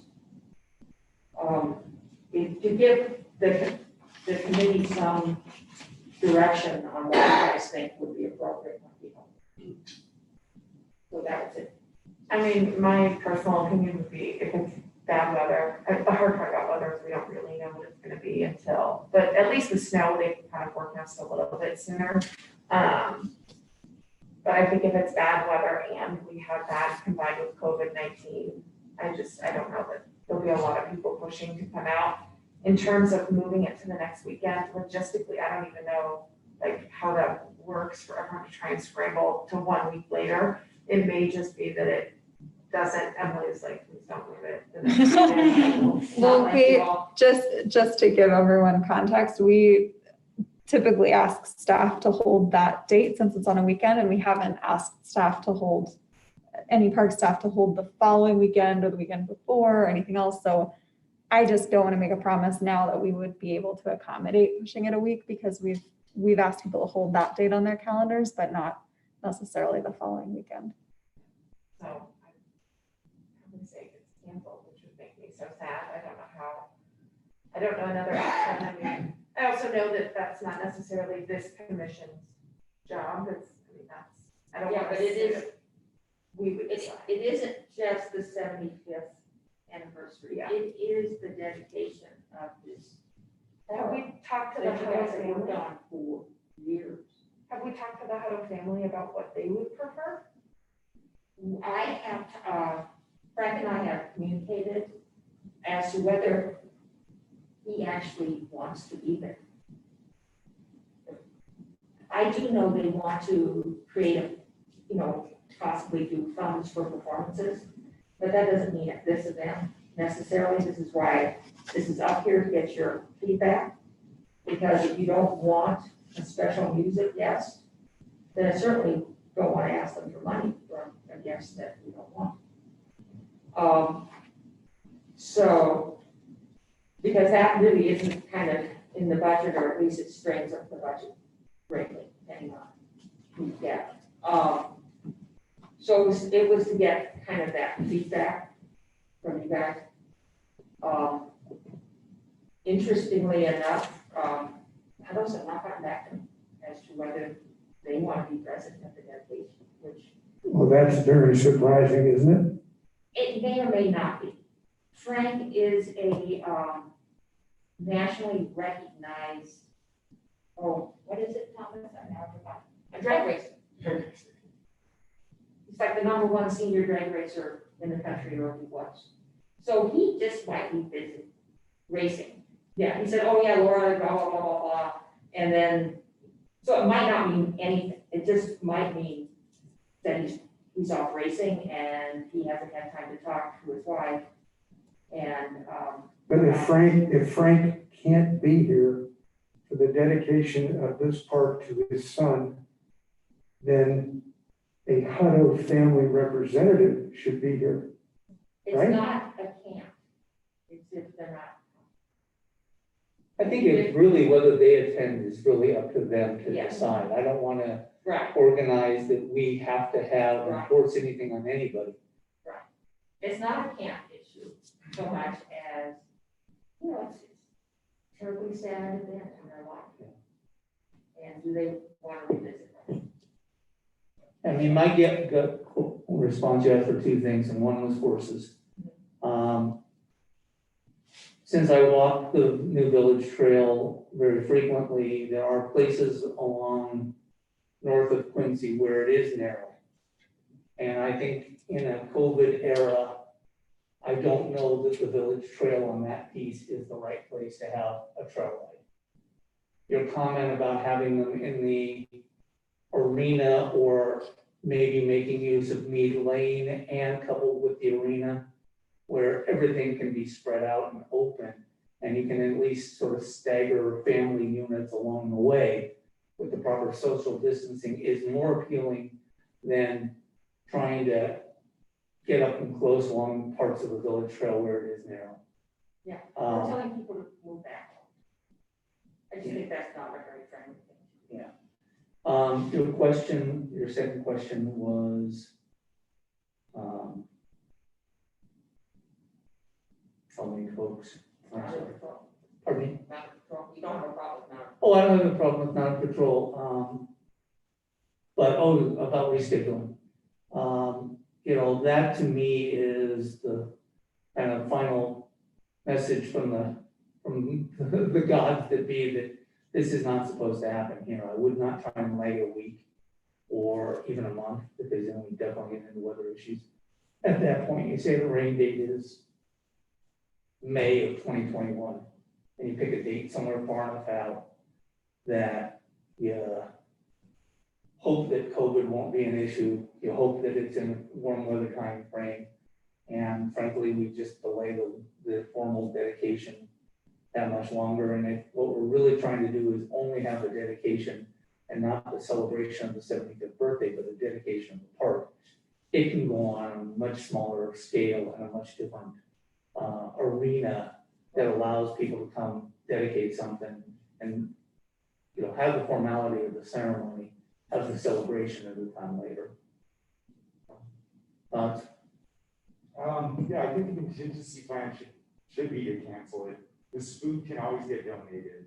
There's always 1,000 hungry mouths to be fed, and I'm sure we can find a way not to waste if that's the case.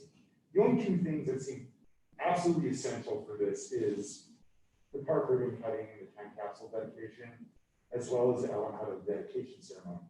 So if there's inclement weather, we'll just keep looking out for 5 people that can do those live streaming through the city at some point after that.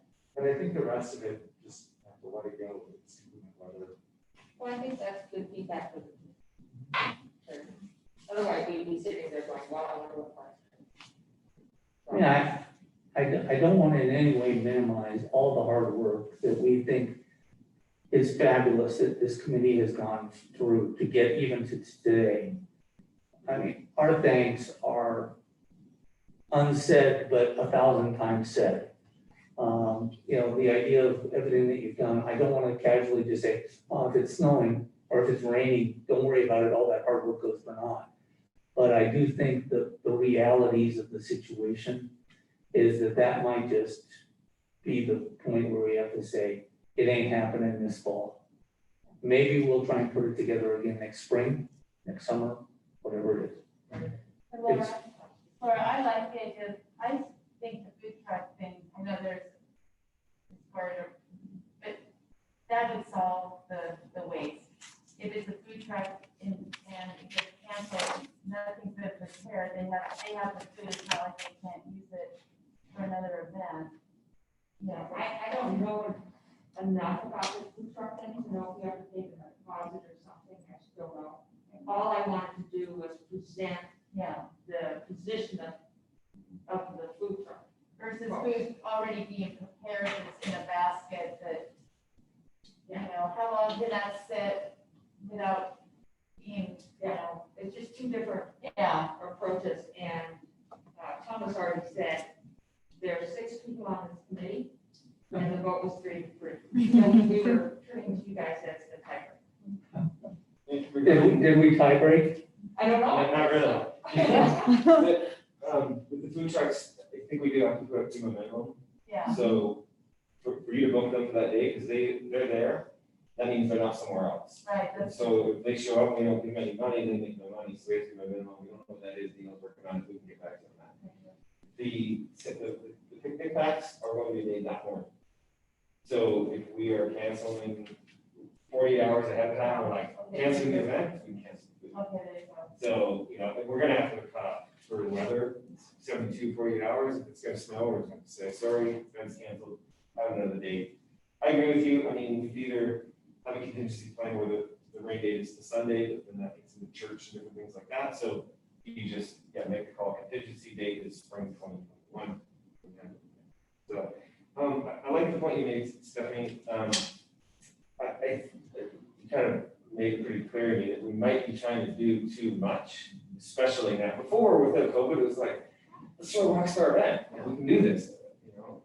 But now it's just, everything is so much harder. So, and this is something I think we need to talk about tomorrow, for the Hutto Commons, with the Huttos and the Niedermans and all that, is it just getting too complicated to have that incorporated with this? I think that we just focus in on, this is the park opening, and this is the 70th anniversary, and that's why we're here. This alleviates, and we just celebrate Hutto Commons in the spring or next summer when we can have a big awesome event. But maybe a big artist, and you can pack 300 or 400 people into the park, and they can really, maybe it is, the whole day is about youth musicians. You can focus in on that. Whereas if we drop that off of our agenda, then we can incorporate more with the local citizens that have been here, speakers and local violinists or things like that. We're not just tailoring to the youth musicians, now we're opening things up. So I think that's something we can talk about. Yeah, I think that's a good thing. If you all, I think that makes sense. yeah, I think simpler the better, I think, realistically in this day and age, I think right now, so. Thank you. But So we still haven't broken your tie, but hopefully we've given you enough that now you can go back to them and say, we think they might be saying, unless you want to formally, we got 5 people right here. You guys want to formally go ahead and just throw up an informal What are we voting on now? Yes? trucks versus picnics? Well, I'll just throw my 2 cents in here. I've been to some parties with the food truck and it's worked out great. And you can keep people socially distanced. And, you know, the 5280 food truck from the 5280 restaurant downtown, that's who we've had, and it's been wonderful. Wonderful. It's I think, great. if I may say, it sounds to me like maybe the solution of food trucks and lines is to have multiple food trucks. If you go the food truck route. Yeah, we're proposing a burger truck, a taco truck, and an ice cream truck. So that at least disperses and puts a little bit of, you know, your people issue, but The only thing I'd say is there was a concern about, the only thing I'd say is there's a big concern about budget, and food trucks are way more expensive, I think, than $1,100 for, you know, when you're talking about burgers and tacos, so, I mean, Unless that's, the guests pay for it. yeah, But I know unless we wanna that ask they everybody avoid to put in money, which I don't know that that's what you want for a 75th anniversary, so. all right, I'm pulling the plug on the discussion and saying, we're gonna make a vote up or down. How many of the 5 of us favor trucks at this point? And picnics? At least, We got a decision. at least a Our count opinion. for what our opinion is worth. Now you have it. Excellent. Anybody else on 75th birthday party items? Thank you very, very much. You can't see my face, but I'm smiling under here. Likewise. I want to tell you guys how much, again, we appreciate all the hard work that this whole committee has done. You know, there are many people in this village who are longtime residents or even short-time residents, but amazing people who have a very good understanding of what makes Cherry Hills tick. And, you know, I'm adding a little bit of the idea of a cherry ribbon, but also maybe, what's our other color? We have other color? White? Red. Red? I Red call and it white. cherry, but okay. Something that designates special knowledge or special, you know, that people might want to talk to socially distant again. But again, thank you guys very, very much for all that you're doing. My pleasure. Thank you for your time. Okay, I didn't recognize Dino, I'm sorry. Is this Dino right in the middle? No, I'm sorry. Behind your mask, I can't see. This is Paul Kane, New York City. Welcome. Okay. Concluding unfinished business, now we turn to new business. I have an opportunity now to do something that's really fun for me. And that is that I get to preside over the election for my replacement as the chair of PTRC. And at the conclusion of the vote, I am going to, according to the guidance that we have and the rules of procedure from Cherry Hills, is that person will immediately become the chair, and I'm going to pass the gavel over to them and no longer be the chair of PTRC. And that person will run the rest of the meeting. So at this point, we have Emily who's going to give us a little bit of an overview, I believe. I do want to preface your overview by saying that we have 2 commissioners who are not here tonight, so I think we have our new chair and vice chair. Because, you know, they didn't show up, so what do we do behind their back? I think that, you know, that, you know, and I believe in up or out very quickly, so our newest commissioner has no idea what she just did to herself by missing a meeting. Seriously though, I do think that it's a wonderful opportunity. So at this point, I want to make sure that we know that we're voting for a new vice chair as well as a new chair. Emily, I'm going to go ahead and turn it over to you so that you can do the introduction of the topic. Yes, so despite Cherry versus teasing, we can't nominate people in absentia, so we'll let Chelsea and Aaron rest easy for the next meeting. But it is time to elect a new chair and vice chair. The bylaws of PTRC, the rules of procedure, specify that no member of the board shall hold the same office for more than 2 consecutive years. And Mr. Eber has served as chair for 2 successive years, so he is not eligible to be reelected at this time. He is still eligible to be elected vice chair. And Mr. Wolf has served as vice chair for 1 year, so he is eligible for reelection to that position.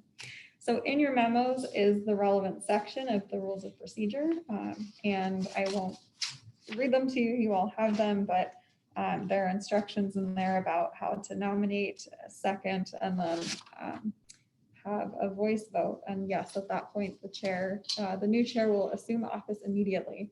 And that will then be in effect for the next year until the June meeting in 2021.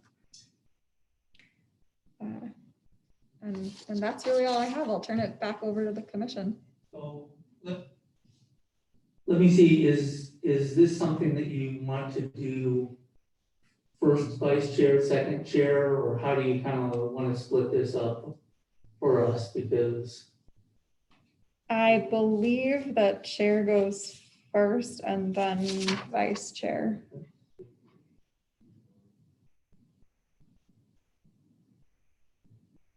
okay, that works for me.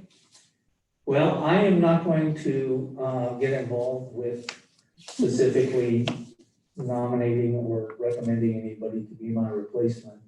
At the same time, I want you all to, it's our commission, and I will step aside as the chair, but still remain on the commission. And so I will leave it to others to indicate either a desire, or I know that Aaron had written a note in his, and yes, I was, by the way, teasing completely about sticking it to the folks who didn't show up. But nonetheless, Aaron did indicate in his email that he did not specifically have a desire to be chair or vice chair. And if there's anybody else who would like to exclude themselves from either of those positions, go ahead and say so at this point. And let's start off with chair, I guess. And otherwise, whoever remains in, we'll then move to the idea of having a nomination and second for, do we have all the candidates on the table at once, or do we, and then majority wins, or how does it work? It's a nomination, a second, and then a vote. And then if the vote were to fail, there would be a nomination, a second, and then a vote for another individual. So we don't put, 2 candidates up and whoever gets the most votes wins. That's correct. Okay. That's not how it's set out in the bylaws. Okay.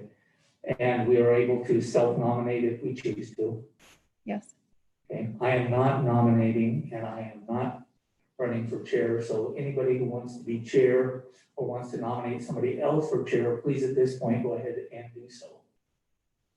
I will, I would accept the chair role if the commission thought that was appropriate.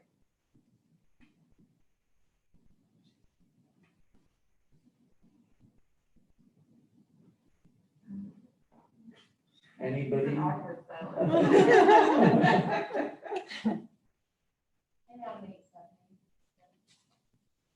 A nomination, looking for a second on the chair role.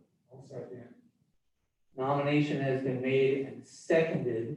Do I vote in this or? You do.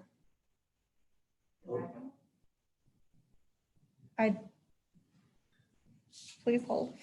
Let's see. It's a majority voice vote, and it does not, I believe, specify that you could not vote for yourself. So you could vote. Okay. So we have a nomination and a second. Any further discussion?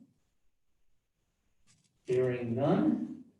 Let's go ahead and have a vote on the nomination for Stephanie to be the chair of PTRC for the next 1 year period of time. All in favor, please say aye. Aye. Opposed, I hear none. The ayes have it, and Stephanie is our chair for the next year. Congratulations, welcome to whichever you choose to phrase it. Moving to the vice chair, as mentioned, Fred is currently our vice chair and eligible to remain as vice chair. Same procedure, let's go ahead and have a nomination and look for a second on that person.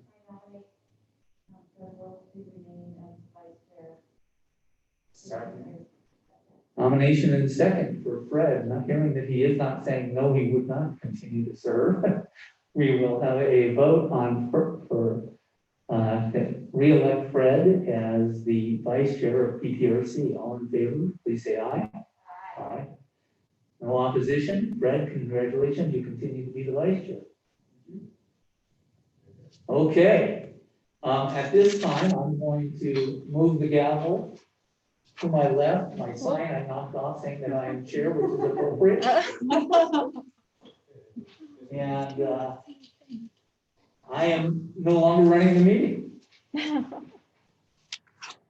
right, we will move on to reports. So I do not have any chair reports, but Commissioner Ebert, do you have any reports you want to start with?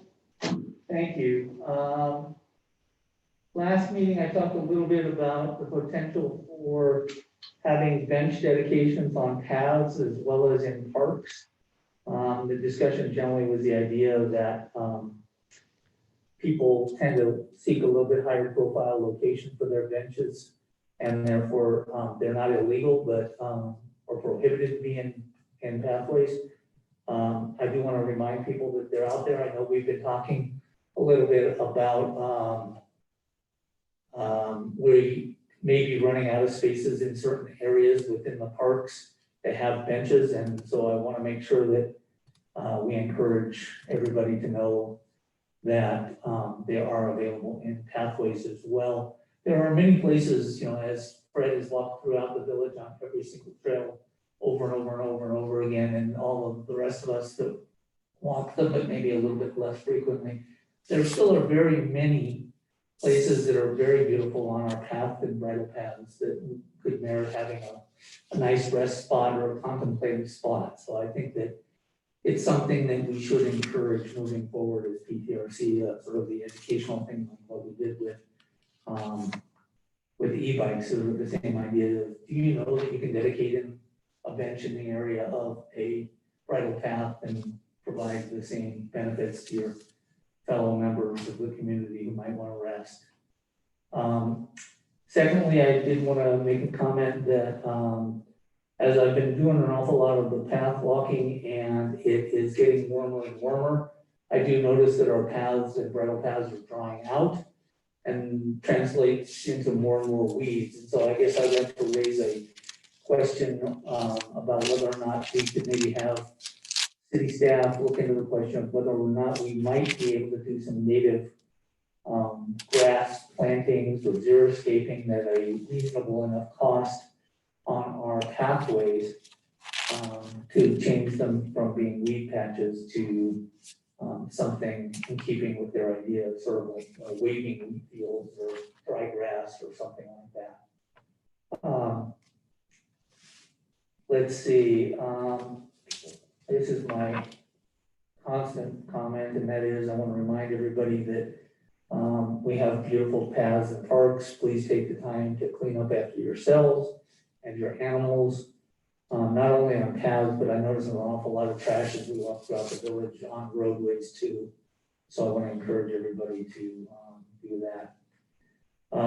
Last meeting, and I think that all of us individually are going to follow Quincy Farms quite closely as they're moving along with the master plan discussions. You know, I'm not sure if we're reassessing, or, you know, what phrase you want to use, but there's an awful lot of discussion going on right now with Quincy Farms. They meet, is it the second Tuesday mornings? Third Tuesday. Tuesday mornings. I will continue to attend and hope that other people join me. I guess there's still some question a little bit about, farming activities. I thought we had discussed in the committee, I talked a long time ago about not having, 10 by 10, the Rob Eber family patch of vegetables. And there's an awful lot of talk about wanting to return it to a farm-like atmosphere. And I think that, that's something that we need to be attuned to. I don't want to go back and rehash all the Quincy Farms issues because the committee is already looking at all of that. I just want to mention that to the extent that we all have opinions, we need to voice them strongly so that when it does come to us for the final review, we don't turn around and say, we were never given an opportunity to shape this before it came. Because I know there's been an awful lot of moving forward, one step backwards, two steps, and it's gone on since many years now. So it's time to get this master plan done. At the same time, talking about master plans, the village is going through its entire master planning process. Chris Kramer, our new city manager, is, I assume, going to still continue to lead that. It's an opportunity for everybody to get involved yet again. From a PTRC perspective, one of the things that has been always a question to me is that Cherry Hills has always prided ourselves on saying that we are semi-rural. And some parts of us are semi-rural and some parts of us are really fancy suburban. And I just want to raise that distinction because while we all like to think of ourselves as semi-rural, when we look at the master plan and the implications, are we really semi-rural anymore? And I encourage people to talk about that. We had a public comment earlier tonight on e-bikes. And obviously, that was our first public comment that we got since the city staff has begun the public education piece. I have more for you in my report. I'll pass them out at that point. Okay. And we asked at the last meeting the concept of whether we've been able to make a count on actual injuries versus close scares. So I will leave that to, hopefully you will include in your report. If there is something to say on it. Yeah. At the last meeting, I made a comment about possibly getting the speed trailers out there and the radar trailers out there to kind of get an assessment on whether we have speeders or not. Right after the meeting, I was approached by one of the members of the horse community who said the last thing the horses want to have is a big flashing light going on all of a sudden as they're either approaching or leaving, especially in some of our more narrow areas. So my point is that it may be that the speed trailers is not the right avenue to gauge whether or not we have speed problems going on the trails.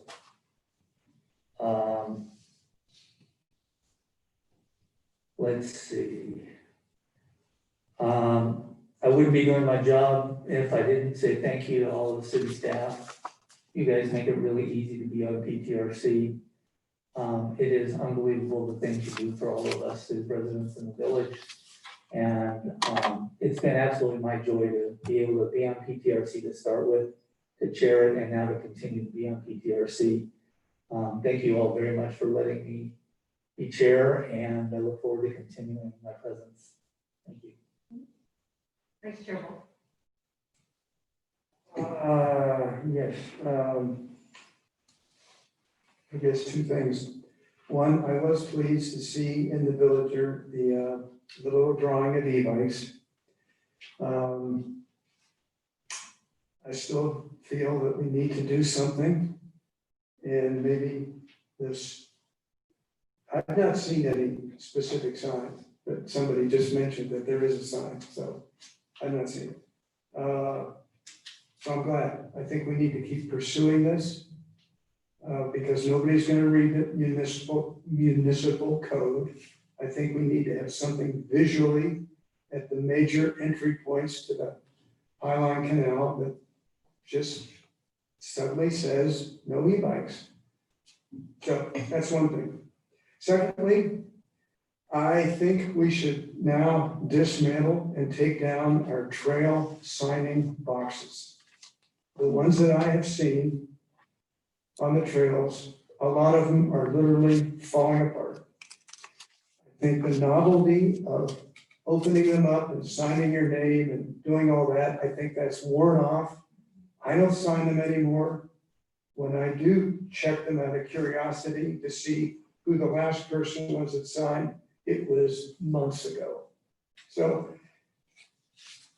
you know, I mentioned it to Jeff Roberts one day when he was cutting grass on one of the trails, and I said, have you noticed these trail boxes? They're falling apart. So I think they should be removed. That's my 2 cents. And just to put it out there to everybody on the commission, I would love to have everybody on this commission within the next couple months specifically think about what you think we can do to improve our trails. I think the trail boxes need to come down. I'll continue to work on the signs. There are places I think we need another trash can, for example, because I still collect trash. So things like that. They're all in the direction of improving our signs. And Mr. Berry, because of COVID, I think everything with your proposed trail, unfortunately, the timing just took that out, but I'm looking forward to rebirthing your idea and let's see where all that goes. Did Mr. Armstrong close on the property? He has not, as it's contingent upon the existing trail being vacated. Okay. We're currently just working with the city staff to get our official petition accepted by the city. And then at that point, we get to present to you all, which we're hoping will happen in the August meeting.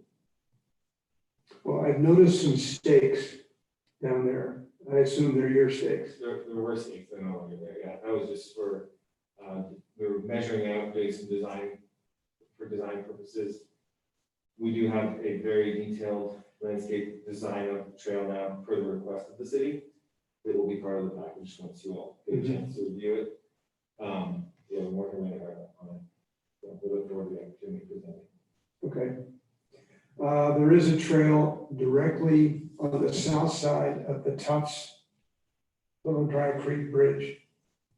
Yes. That trail goes nowhere. Yes. Nor will it ever go anywhere. I've walked it, I've thought about it.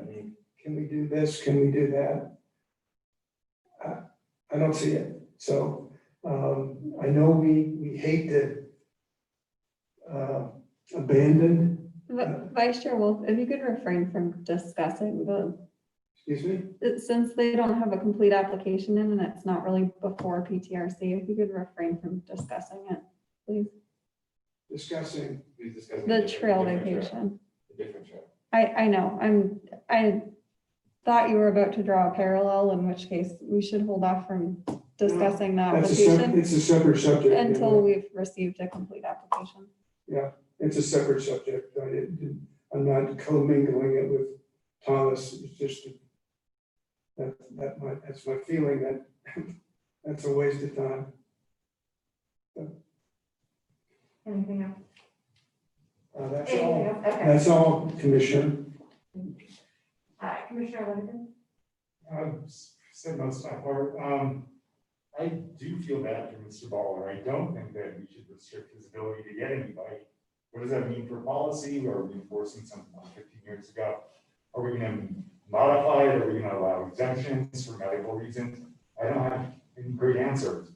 But I do know that prohibiting a speed limit or setting a speed limit, prohibiting going faster than the speed just never works. I don't know what other solutions we have, advisory limits, something like that. I don't have an answer. But I'll keep thinking about it. And there has to be some better solution than what we got now. And that's about it. From the arts perspective, I'm just doing a bunch of many of them are actually in Grey Hills Village mini recitals. It's just their family and me like this. We're gonna record it and I'm gonna move forward that way because we can't have any concerts or generate that kind of income. I also need to reach back out to the Arts Commission because I know Ann Columbus is stepped down as chair and I need to see who to work with on that. That's as far as I got. That's all I have. Thank you, Commissioner. Commissioner Murphy? I'm more than happy to write a letter or write another article for the next village. I just don't know which direction, if you want me to write, you know, for, is there a certain topic that we want to cover? Staff doesn't have anything specific, but I'd open it up to the commission if there's something the commission thinks should be addressed in the crier. This will be for the August issue then, is that? Yes, and that deadline would be July 15th next week. Maybe it would be regarding the. Are you all putting out like while we don't have details that are gonna go out, are you guys putting out kind of a save the date for the 75th? We hadn't really discussed it. We'll probably be talking about it tomorrow morning with the 75th committee. Then I could follow up with comments and I would write that article for. Is that once per month or? Yeah, it's the Villager, you know, the little magazine. The Village Crier. The Village Crier, it's pretty good, you know. Yeah. Then I could, after you decide what, like a time, you know, like when you go back and we get some sort of set concrete plan, I could write something for it, so. That'd be fantastic. You know, it'd be good, like a save the date type of thing. Yeah, I do think that with the park opening, I think it's a ripe opportunity to just sort of write a facts and figures type of thing of, you know, highlights and of what the park is going to be. I think the birthday is going to get covered probably by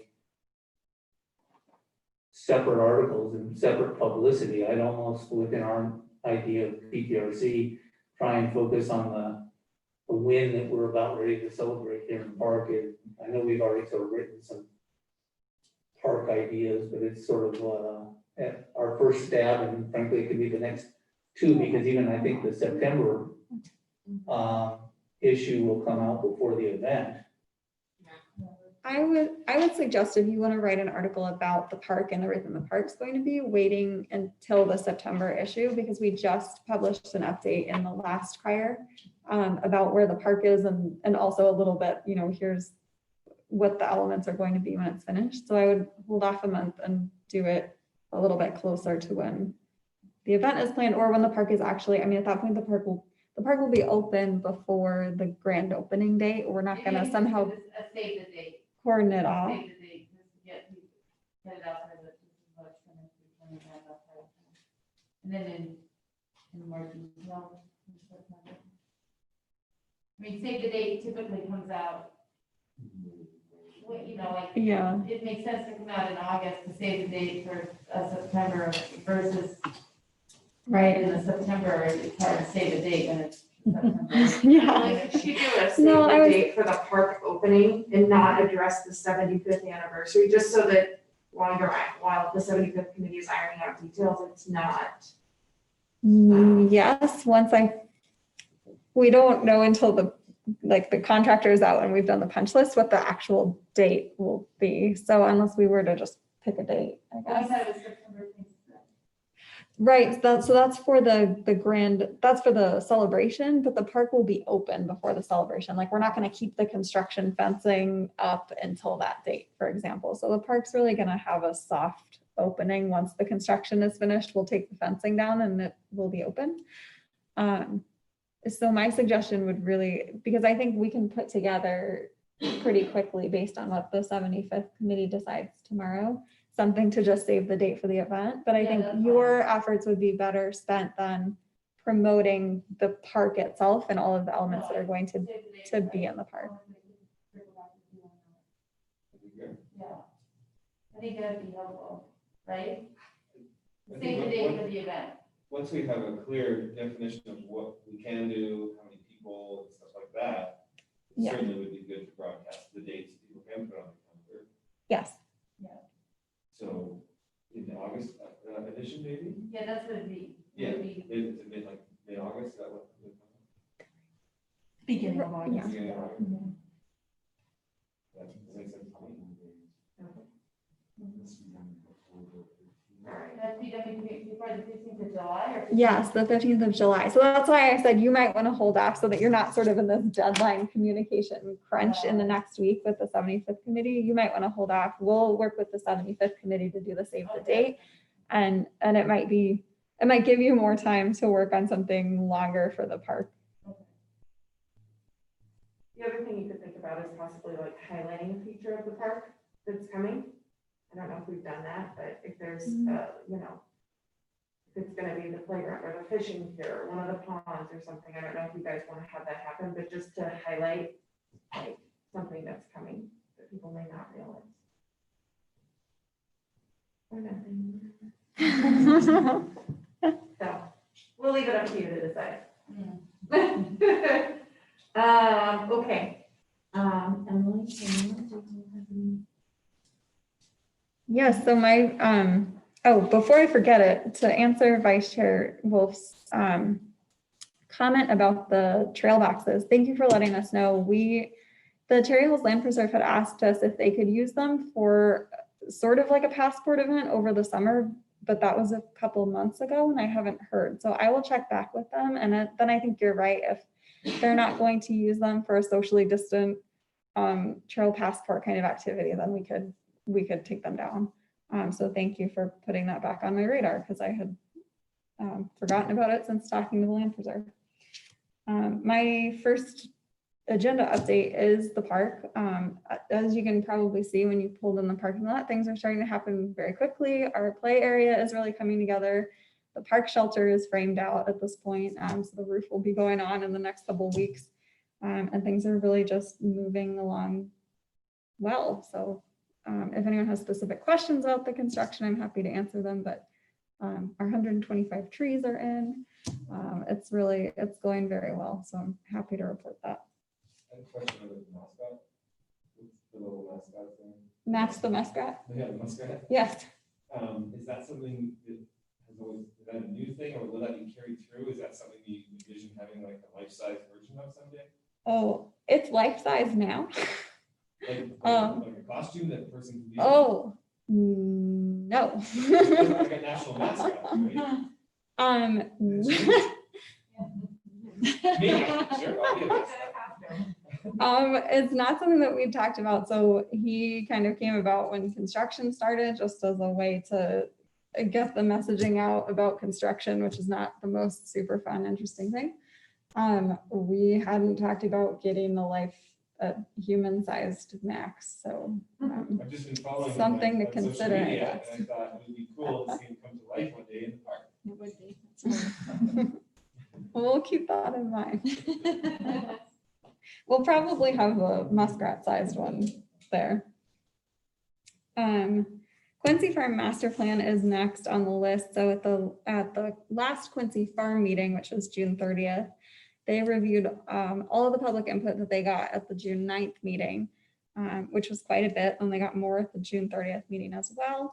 So at that last meeting, Quincy Farm Committee agreed to sort of go back to the consultant and request various changes to their draft site plan. So I will give a summary of those changes. These are not all of them. The recording is on the website if you'd like to listen to it. But the major changes were reducing the amount of parking spaces to a maximum of 15, considering alternate locations for the parking, whether it should move to the northeast corner of the site or below the stable, and really asking the consultant to provide different site plan options for them to consider in the future. Specifically identifying the parking areas as gravel, since there's been confusion whether it's paved or not. They've been planned as gravel, but that has gotten a little bit confusing, I think. So just really specifically identifying those, removing the gas fire pit, and then a list of smaller other changes they want to ask the consultant to consider or bring them more information about. So they're requesting the consultant develop alternative site plans for their consideration at the August 18th meeting. July 21st is just a little bit too close. And the other reason is that this is going to require an expanded scope of work from their consultant, which obviously comes with a greater cost. So we will be getting that expanded scope of work from the consultant and bringing that amount to City Council. We're anticipating that to be the August 4th meeting. So that scope will include developing these alternative site plans, adding additional meetings, and for the consultant to provide an additional update to council.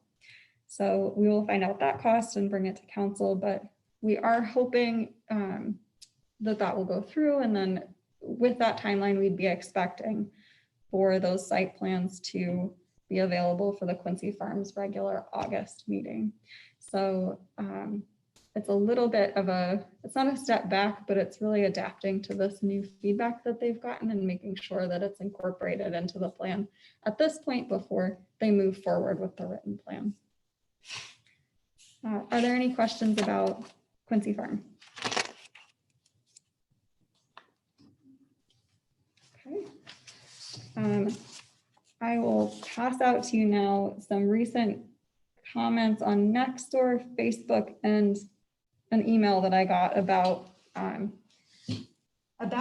e-bike question and about the e-bike promotions that we had put out in the Crier and on Nextdoor and Facebook.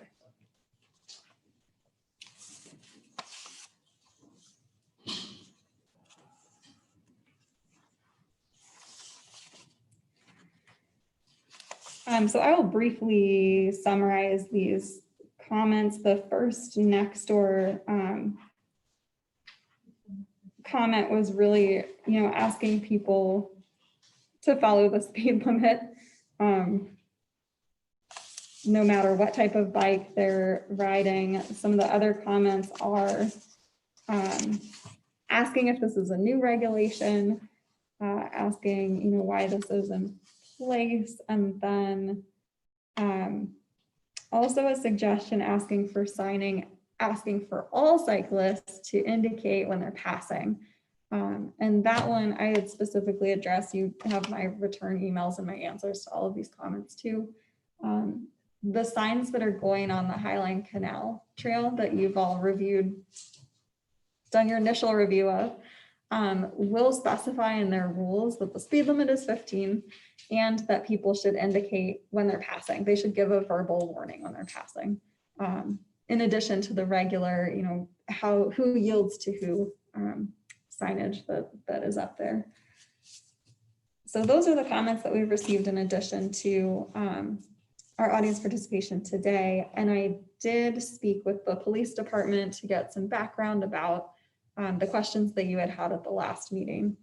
So right now, the police department is putting an officer on the Highline Canal Trail, a bicycle officer on the Highline Canal Trail as often as they're able to, because there's been so much more use during COVID.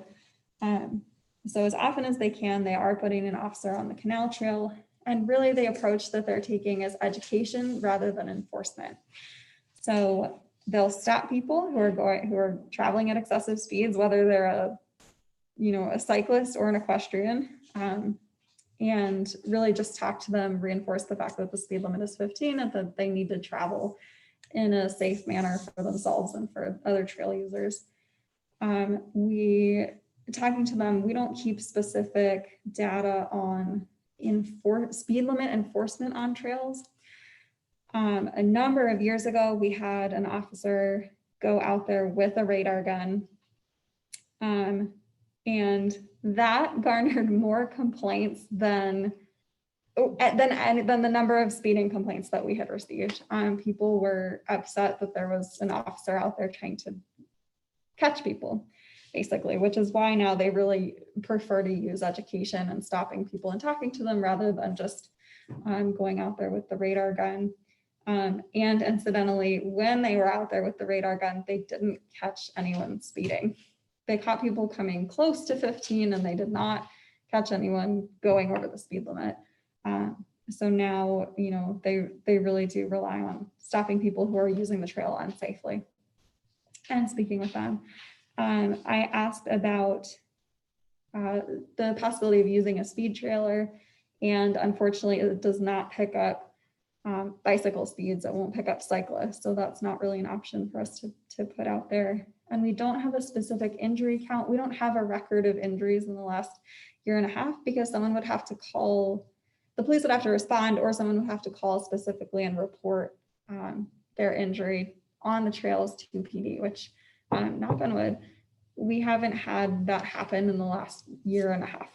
And that's really as far back as they looked, but there's no enforcement sort of records in the police records specifically tied to trails.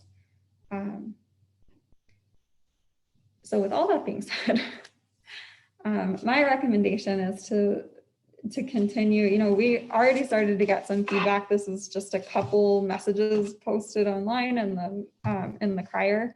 My recommendation to you all would be for us as staff to continue that for another month or so, keep gathering feedback, and bring that to PTRC and start to determine really what the public feeling is about speeding on trails and then e-bikes on trails.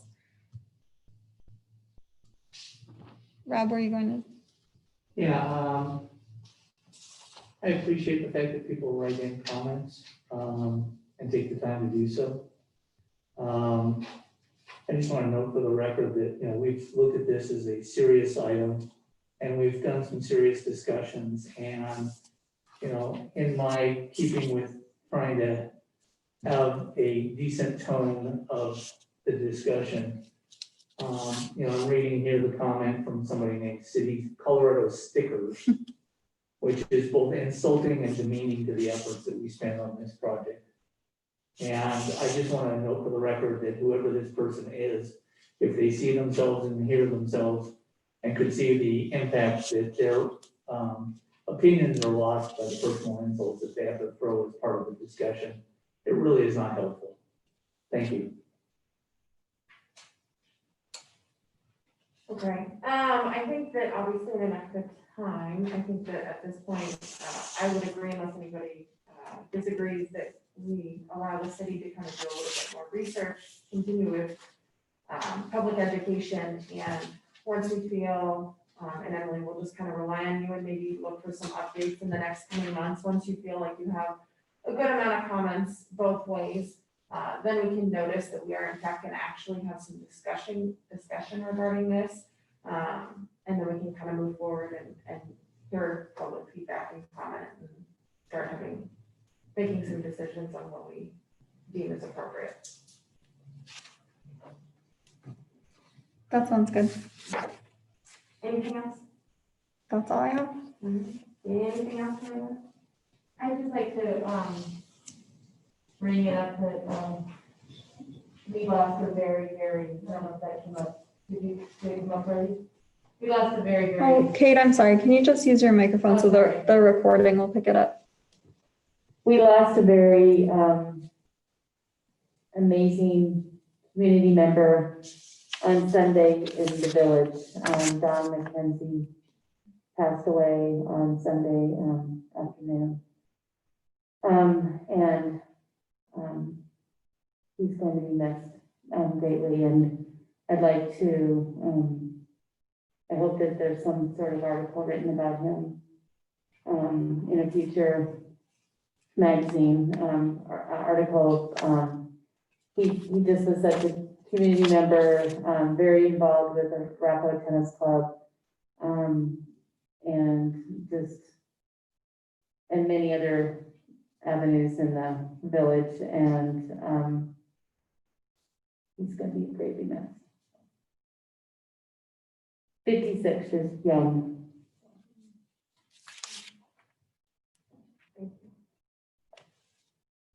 If there is no further business, it being 8:06, I'll adjourn the meeting.